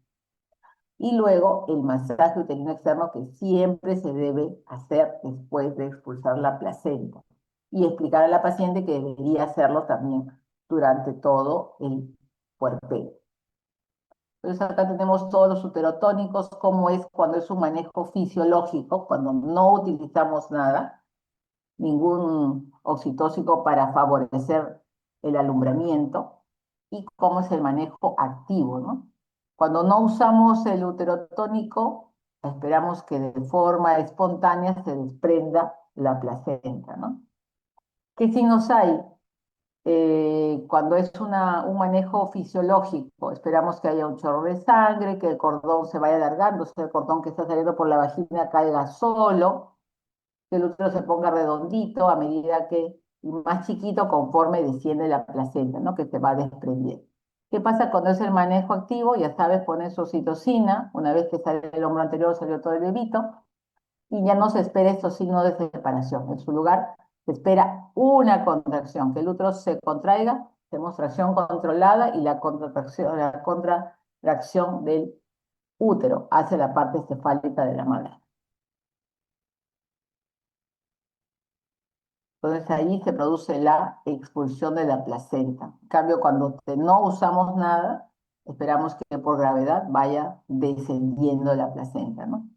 Y en ambos se hace el masaje luego de la expulsión de la placenta, ¿no? ¿Qué ventajas tiene el manejo activo? Ya les mencioné, se reduce el tiempo del alumbramiento, menos posibilidad de sangrado, menos cantidad, menos casos de hemorragia posparto, y si hay menos hemorragia, menos necesidad de transfusiones sanguíneas, ¿no? Entonces, las ventajas del alumbramiento fisiológico, eh, que requiere, la ventaja es que tengas un personal capacitado. Si no hay un personal capacitado para ver, manejar las complicaciones o saber cuándo traccionar la placenta, si no sabe todos los signos de desprendimiento, puede jalar y producir en vez una expulsión con todo de la placenta, saber una inversión uterina o sacar parcialmente la placenta, ¿no? ¿Qué más se hace? En el puerperio inmediato siempre se coloca oxitocina. No solamente es poner la oxitocina intramuscular para que salga la placenta. Después en el puerperio también se maneja oxitocina. No a la misma cantidad que cuando es una hemorragia postparto, pero sí se maneja con oxitocina. Se usan 20 unidades en un litro de cloruro del 9 por 1000 a 30 gotas, ¿no? O sea, 100 a 150 por hora. Es muy diferente que lo que se hacía cuando es una hemorragia postparto. Y lo importante, muy importante, monitorización en el puerperio, especialmente las 2 primeras horas cada 15 minutos. Y donde te asegures que el útero esté bien contraído y que la cantidad de loquios sean las adecuadas, que no sea masivo, ¿no? ¿Qué voy a evaluar en el puerperio? Estado de conciencia, signos vitales, pulso y presión arterial, la altura y el tono uterino. Tengo que ver el globo de seguridad epinar, o sea que el útero esté bien contraído y lateralizado a la derecha, en la mayoría de sus veces. Puede estar a la izquierda, por supuesto, pero eso tiene que ser muy característico, ¿no? Que esté contraído y por debajo del útero. Eso es el globo de seguridad epinar. La cantidad de lóculos que no sea masivo, que salga como si fuera una menstruación, pero no tanto. La coloración de las piedras mucosas, si veo palidez, ya eso lo voy a interpretar como una hemorragia postparto. Inspeccionar siempre el periné. Importante, revisar que la placenta esté completa y el periné que no haya desgarros perineales. Eso también va a llevar a una hemorragia postparto. Y lo último, el shock hipovolémico por hemorragia postparto. Ya le hemos estado explicando en las diapositivas previas cuál es la definición de hemorragia postparto. Ya saben, pérdida de sangre mayor o igual a 1000, o cualquier pérdida sanguínea que descompense a la paciente, ¿no? Que se altere el estado hemodinámico independiente de la vía de parto, ¿no? Importante las primeras 24 horas. Que la mayoría ocurre en las 2 primeras, por supuesto, pero puede ocurrir a las 8, a las 10, a las 12, a las 20, por supuesto. Estamos hablando del puerperio inmediato, las primeras 24 horas. Y para volver a repetirles, taquicardia más de 100, hipotensión, sobre todo la presión arterial sistólica menos de 90, el llenado capilar que es muy fácil, presiona las uñitas y ven cuánto se demora, palidez, ectoscopía, sensación de desvanecimiento. Eso es la relación médico-paciente, conversar, señora, ¿cómo está? ¿Cómo se siente? ¿No? Preguntarle si se siente mareada, si está un poco agitada, ¿no? Y ver cantidad de orina, ¿no? Entonces, para eso también colocar sondas Foley. Entonces, tengo que clasificar el grado de shock hipovolémico, porque hay 4, del 1 al 4. Entonces, recordar, ¿qué cambios fisiológicos hay en el embarazo? Incremento de la volemia. Una gestante que está en el tercer trimestre puede tener hasta un 30% del volumen sanguíneo incrementado en comparado a una no gestante, ¿no? Y eso significa que puede perder también esa cantidad y la presión arterial sistólica no se va a alterar. Entonces, eso hay que tener presente. También la taquicardia no se puede presentar. ¿Por qué? Porque está bien compensada. el organismo ha sido preparado para eso durante los 9 meses. Entonces, eso es importante que recuerden. Entonces, si tengo una mujer no gestante que pesa 70 kilos, para saber cuánto de bulimia tiene, generalmente 65 cc por kilo. Entonces tendría 4,5 litros de sangre. En cambio, en una gestante, tengo 70 kilos, tengo que calcular no con 65, sino con 85 cc. Por ende, si tiene la paciente, pesa 70 kilos, tendría 5,950. O sea, el 30% incrementado de esto. Por eso que la paciente tiene pérdidas hasta 1,500 y muchas veces las tolera y uno no se da cuenta.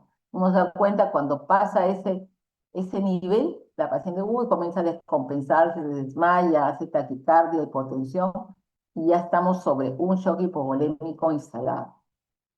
¿Ya? Entonces, importante eso. ¿Qué más?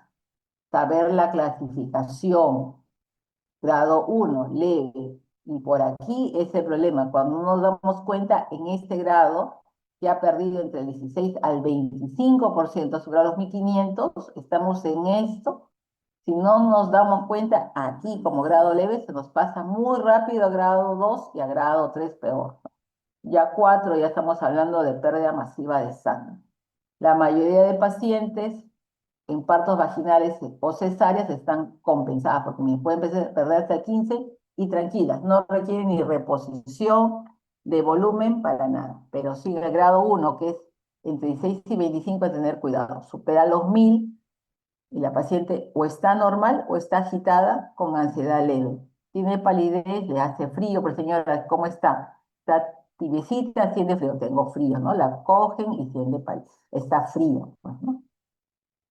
Entonces, cuando estamos acá hay que tener mucho cuidado. Por eso es importante que revisen siempre la clasificación de grados de shock, ¿no? Y revisar rápidamente cómo tomar frecuencia cardíaca, tomar la presión arterial sistólica, la respiratoria, el sensorio y la perfusión, que es el llenado capilar.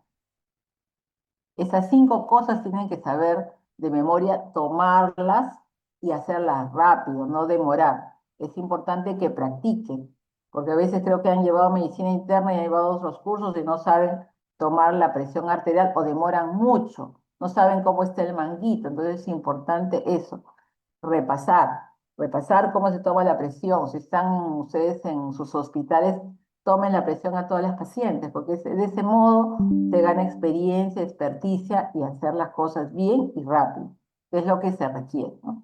Y vemos cómo es, ¿no? Cuando está en grado 1 solamente requiere cristaledoides, por eso que es importante poner doble vía, en una con micitocina y la otra con mi cloruro a chorro 500.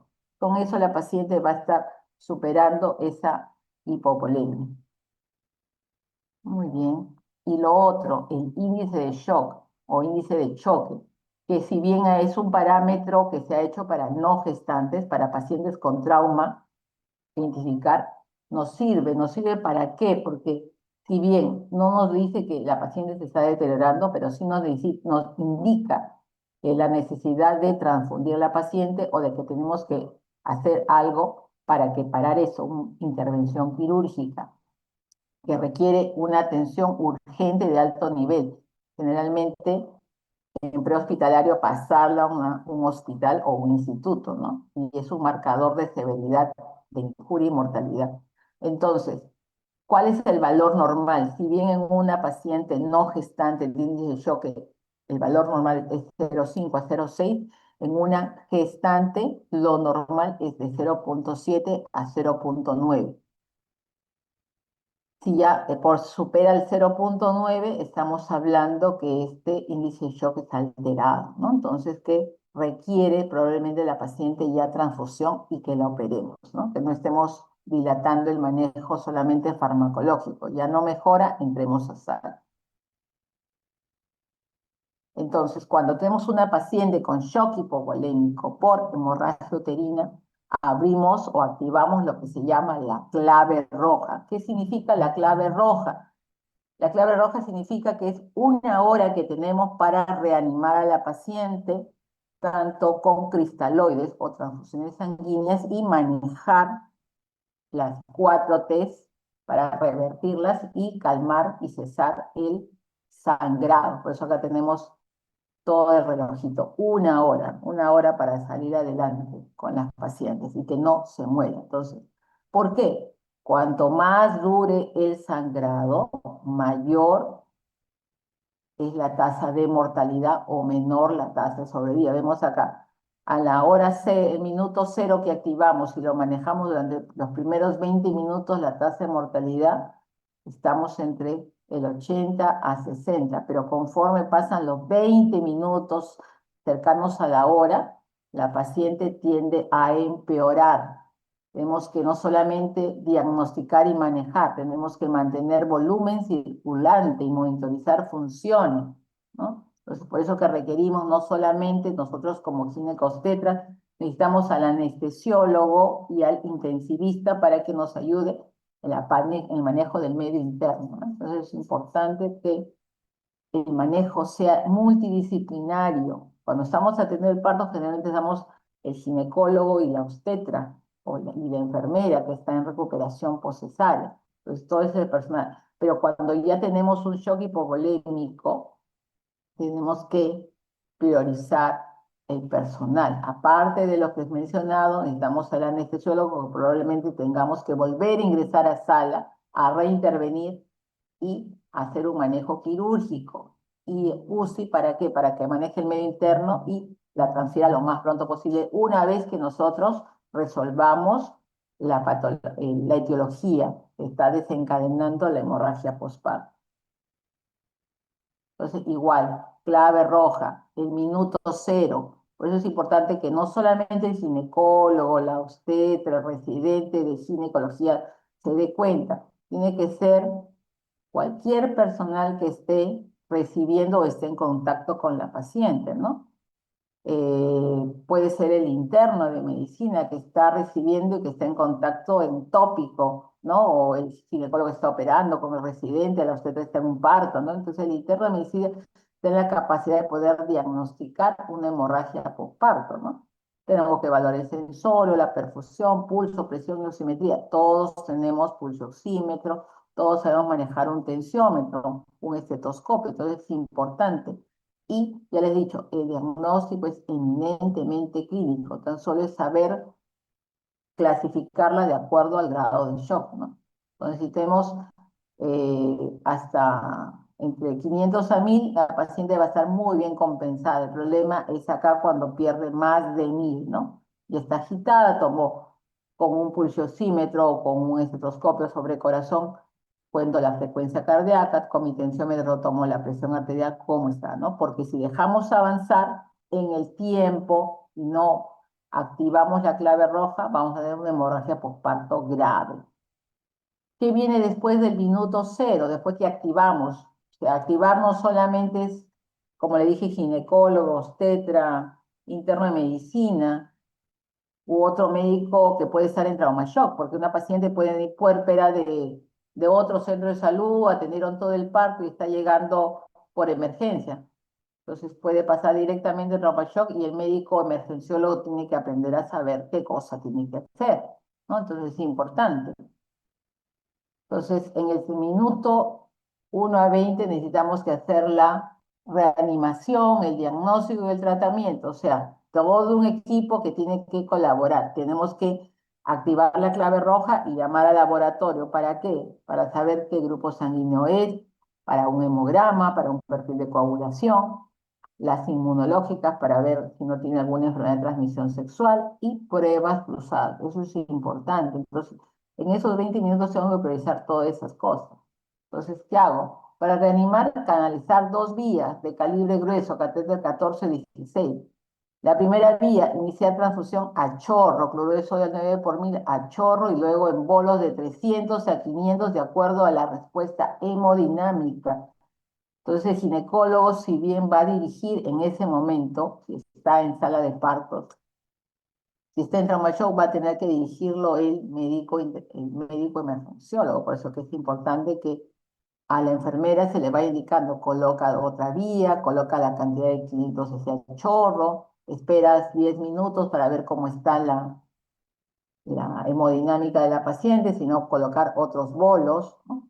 Y la segunda vía con oxitocina, clorexol 9 por mil, con 40 unidades a 40 gotas, ¿no? Y hacer un control estricto. Para eso la paciente requiere estar en monitoreo, en un monitor con funciones vitales, para no estar nosotros midiendo, ¿no? Entonces ahí pones la presión, le pones el pulso, ¿no? ¿Qué más qué más se coloca? Oxígeno al 100% por cánula nasal a 10 litros por minuto. ¿Qué más? Colocar la sonda vesical para cuantificar la diuresis. De acuerdo a eso voy a saber cuánto voy a colocar de fluidoterapia. ¿Qué más? Laboratorio. Hay que llamar a laboratorio para hemograma, grupo, perfil de coagulación para HIV, sífilis, hepatitis, si es que da tiempo, y pruebas cruzadas. Importante, porque si necesitamos, demora. Si tenemos que poner sangre inmediatamente, generalmente se puede utilizar grupo sanguíneo RH negativo para evitar complicaciones, ¿no? Grupo O RH negativo. En cuanto al diagnóstico y tratamiento, establecer la etiología para hacer un manejo de acuerdo a una de las 4T.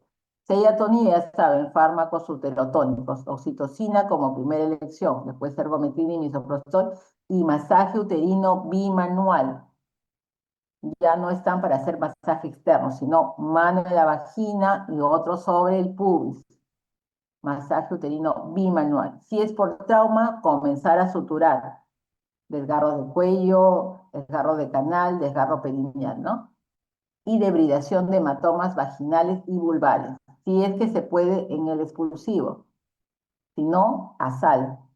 Si es tejido, legrado uterino, hay que revisar por eso la placenta. Y trombina de derivados sanguíneos, si tiene von Willebrand, factor von Willebrand, si es que el hematólogo lo tiene, factor 8 en caso de hemofilia, entonces todo eso hay que manejarlo, ¿no? Entonces, como ven acá en la figura, no solamente un personal está haciendo, son varios, son 2 enfermeras, una en cada brazo, una en la cabeza que es el anestesiólogo, en las piernas va el ginecólogo para hacer el diagnóstico y manejo de las 4T, ¿no?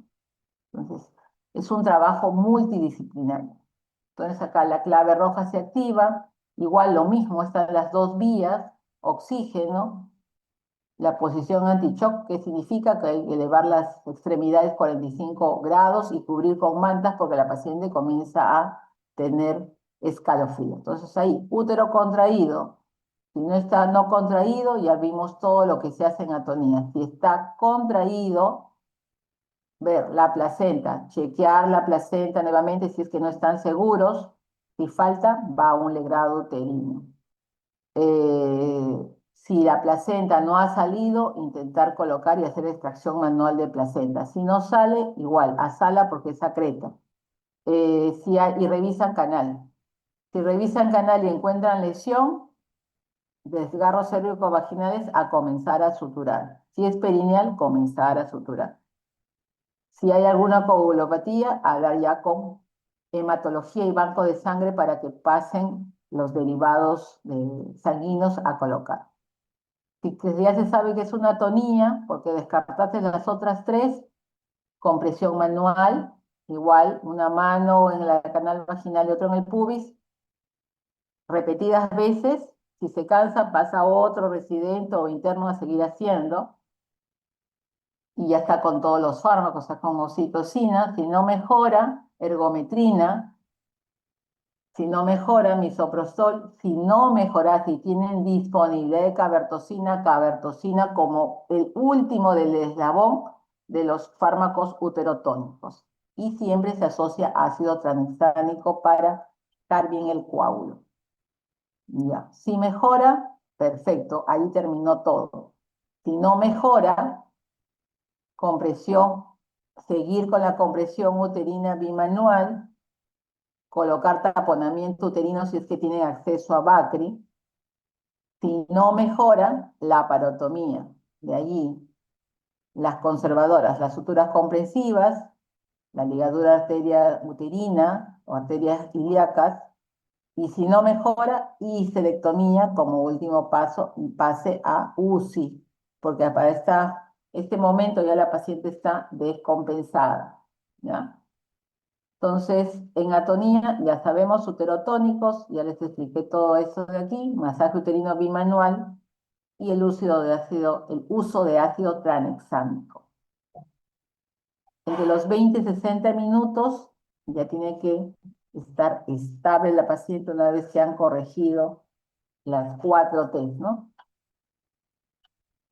Entonces, en atonía uterina, usar las técnicas de taponamiento y las medidas quirúrgicas en la tercera etapa de la clave roja, ¿no?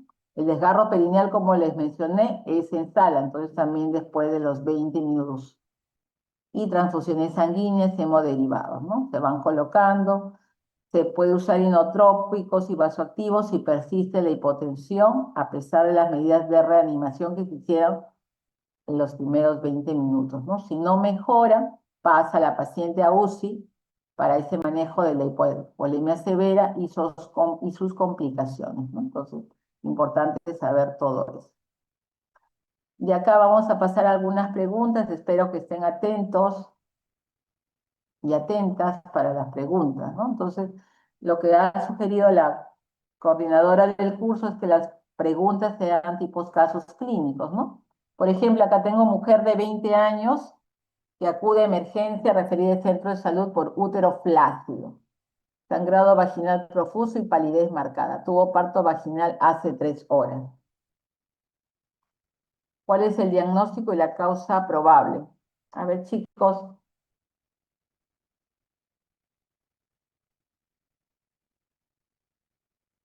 ¿La D, doctora?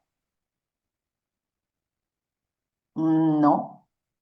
Está diciéndome acá que el útero está flácido.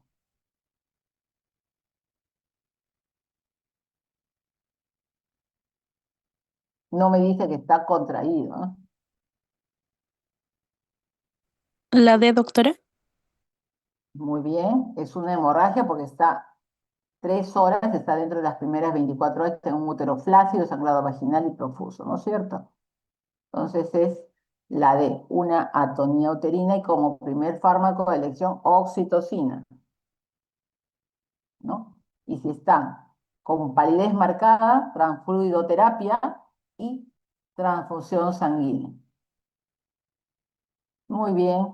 Acá hay otra pregunta. Mujer de 27 años que acude a emergencia referida al centro de salud por útero subinvolucionado, sangrado vaginal con mal olor y anemia moderada. Tuvo un parto vaginal hace 6 días. ¿Cuál es el diagnóstico y la causa probable?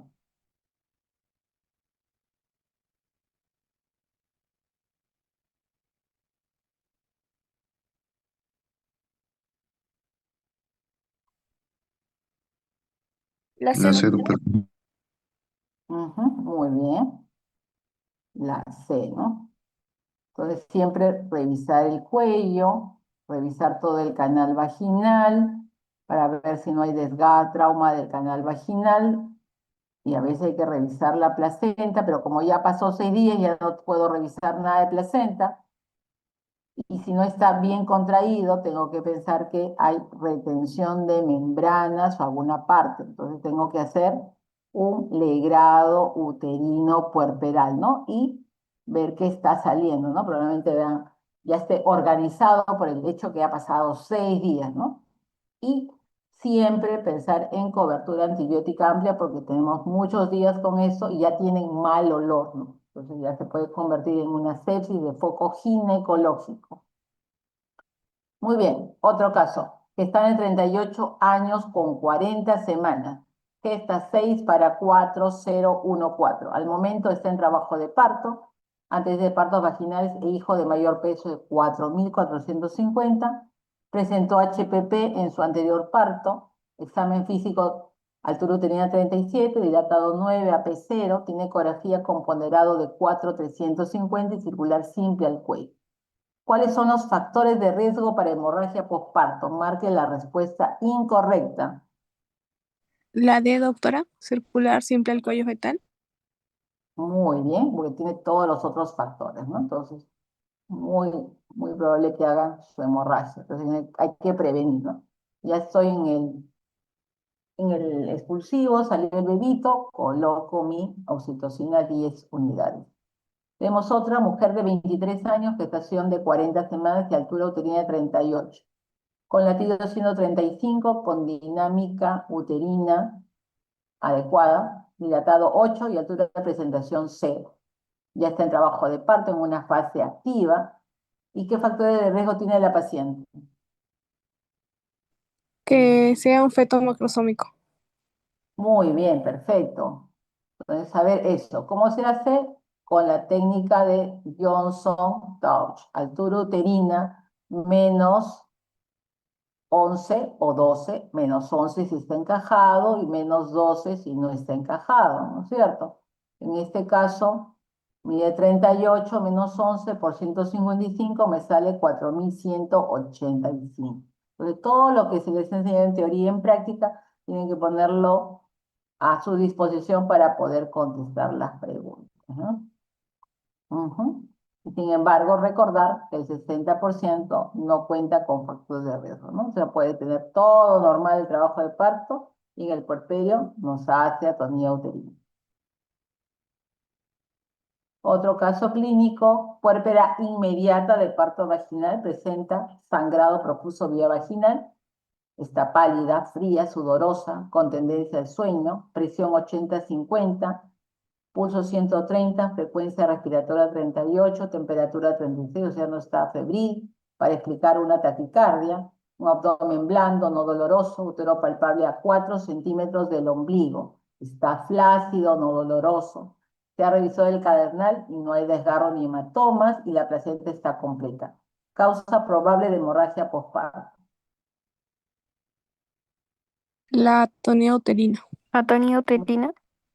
Exacto, está muy bien. Por eso es importante, acá está la placenta. No solamente revisen la torta, las membranas que estén completas, bien estiradas. Acuerden que el bebito no es una hoja, es tridimensional, o sea que puede sobrepasar el tamaño de la torta placentaria, porque el bebé tiene largo, ancho y alto, no es volumen, ¿no? Entonces a veces se confunde. Ah, no, doctora, pero la torta están contentos, brincan y saltan, y después falta un pedazo, porque el bebito no es plano. Otro caso, mujer de 19 años, puérpera de 2 horas de parto vaginal. Presión sangrado vaginal profuso. Frecuencia cardíaca 106, presión 90-60.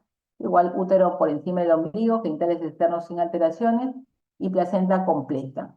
Eso es fácil.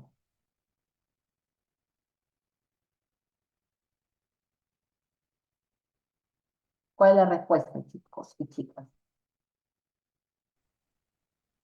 La atonía Atonía. uterina. Perfecto, muy bien. Atonía uterina. Acuérdense, así se pone el útero todo flácido cuando está con atonía. Y cuando están en un parto vaginal a través del útero lo van a sentir, ¿no? Que está blandito, no tiene forma.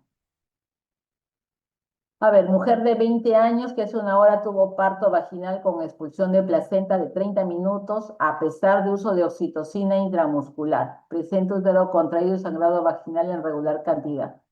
Frecuencia cardíaca 102, presión 90-60, canal de parto sin alteración.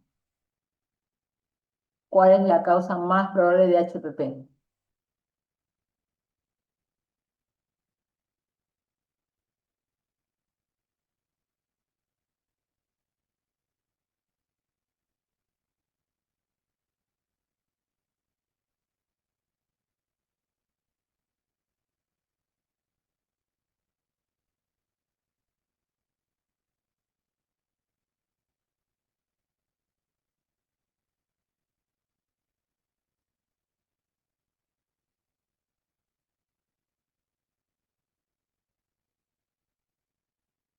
Doctora, en este caso no tendría o sea, porque no sería atonía uterina tampoco, entonces no habría ninguna respuesta. Porque dice que Acuérdense, ya. dice, a pesar del uso de oxitocina intramuscular, presenta útero contraído y sangrado vaginal en regular cantidad. O sea, entonces, Ya, cuando hay la expulsión de placenta que demora 30 minutos, siempre revisen bien la placenta. Cuando no sale inmediatamente, porque has usado, tú sabes que tiene que salir en 15 minutos y no sale, has tenido dificultad para extraer, siempre revisen, porque a retención veces, de cotidileones, ajá, ya. sí, ¿ya? Entonces ahí tienen que tener cuidado. Igual, en la vida diaria, cuando tengan así, no, sale la placenta, se demora en salir, revisen, porque algo está quedando. Y siempre hagan su legrado. Le va a complicar la vida un legrado a una paciente? No, porque si queda un pedazo lo van a sacar. Y si no, no pasa nada. Es mejor siempre que actúen siempre para prevenir complicaciones, ¿no? Ya. Otro caso, mujer de 30 años referida al centro de salud hace 2 horas. Estuvo expulsivo, pero aún no sale la placenta. Presenta sangrado vaginal, útero aumentado de tamaño, frecuencia cardíaca 100, presión arterial 100, 100 sobre 60, genital externo sin alteraciones. ¿Cuál es la causa más probable? Retención de placenta. Ujú, muy bien, por eso, y que se hace extracción manual de placenta. Pero no se va a contraer porque no sale completa la placenta, ¿no? Muy bien. Otro caso, gestante 40 semanas, gran multigesta. Creo que es la misma que la primera. A ver, antecedente de hemorragia posparto e hijo de mayor peso 3,950. Al examen físico, una altura de 34, dilatado en 9, AP0 y tiene ecografía ponderado 3,350. ¿Qué procedimiento realizaría para prevenir hemorragia posparto? Enlace, doctora. Muy bien, perfecto. Entonces estaban atentos a la clase, sí. Manejo activo, oxitocina 10 unidades. Tracción controlada con contratracción, que es la maniobra de Brand-Andrews y el masaje uterino externo. Que tienen que ustedes enseñarle a la paciente, no se olviden, comuníquense con su gestante. Señora, tienen que masajearse, porque la paciente está en su cama tranquila, lactando al bebé, del útero no se acuerdan. Entonces, explíquenles cómo se va a masajear. Muy bien.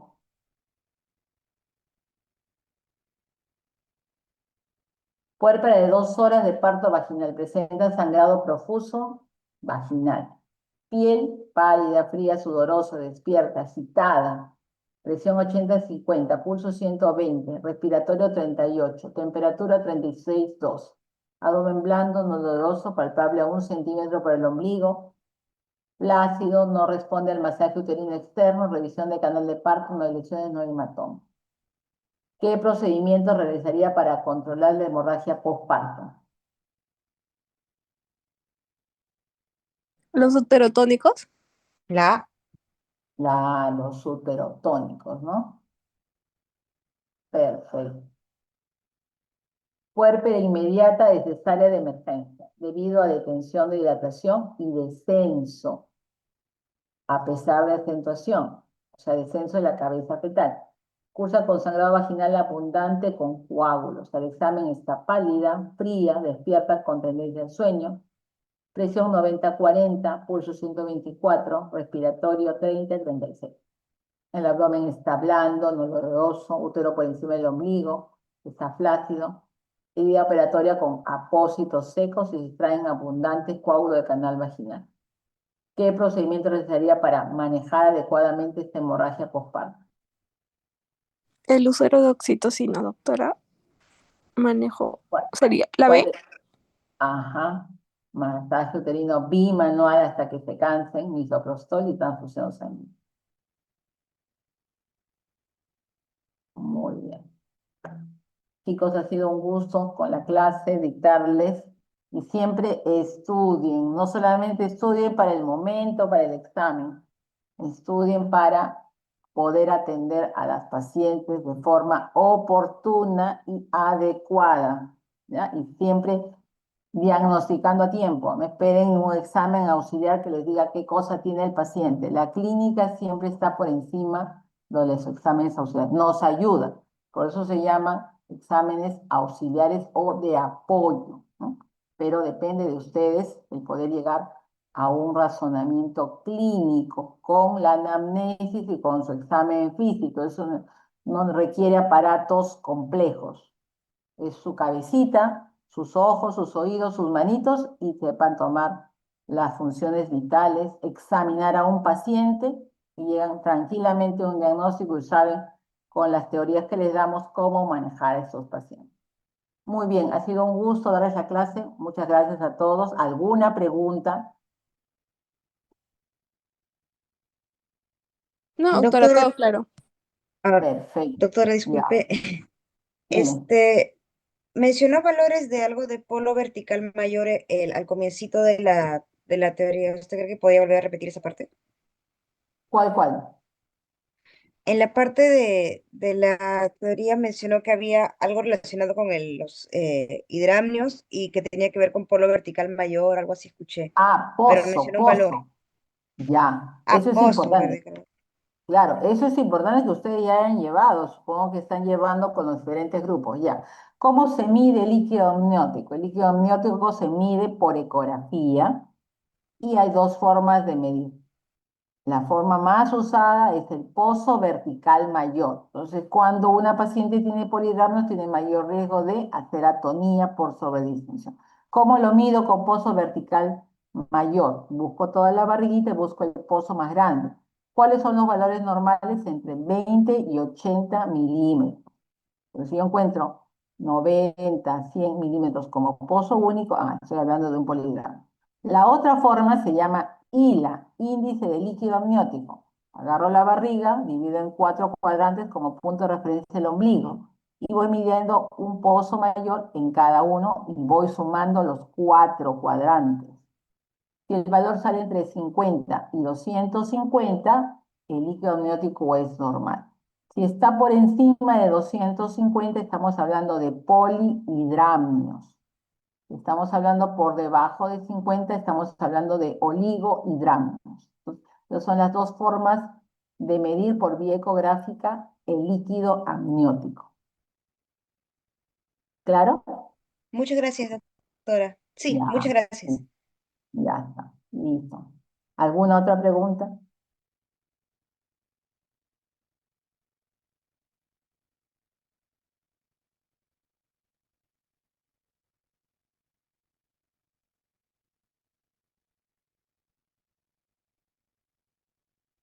Muy bien, chicos y chicas, entonces. Un gusto haber estado con ustedes esta mañana. Nos vemos con mi grupo el día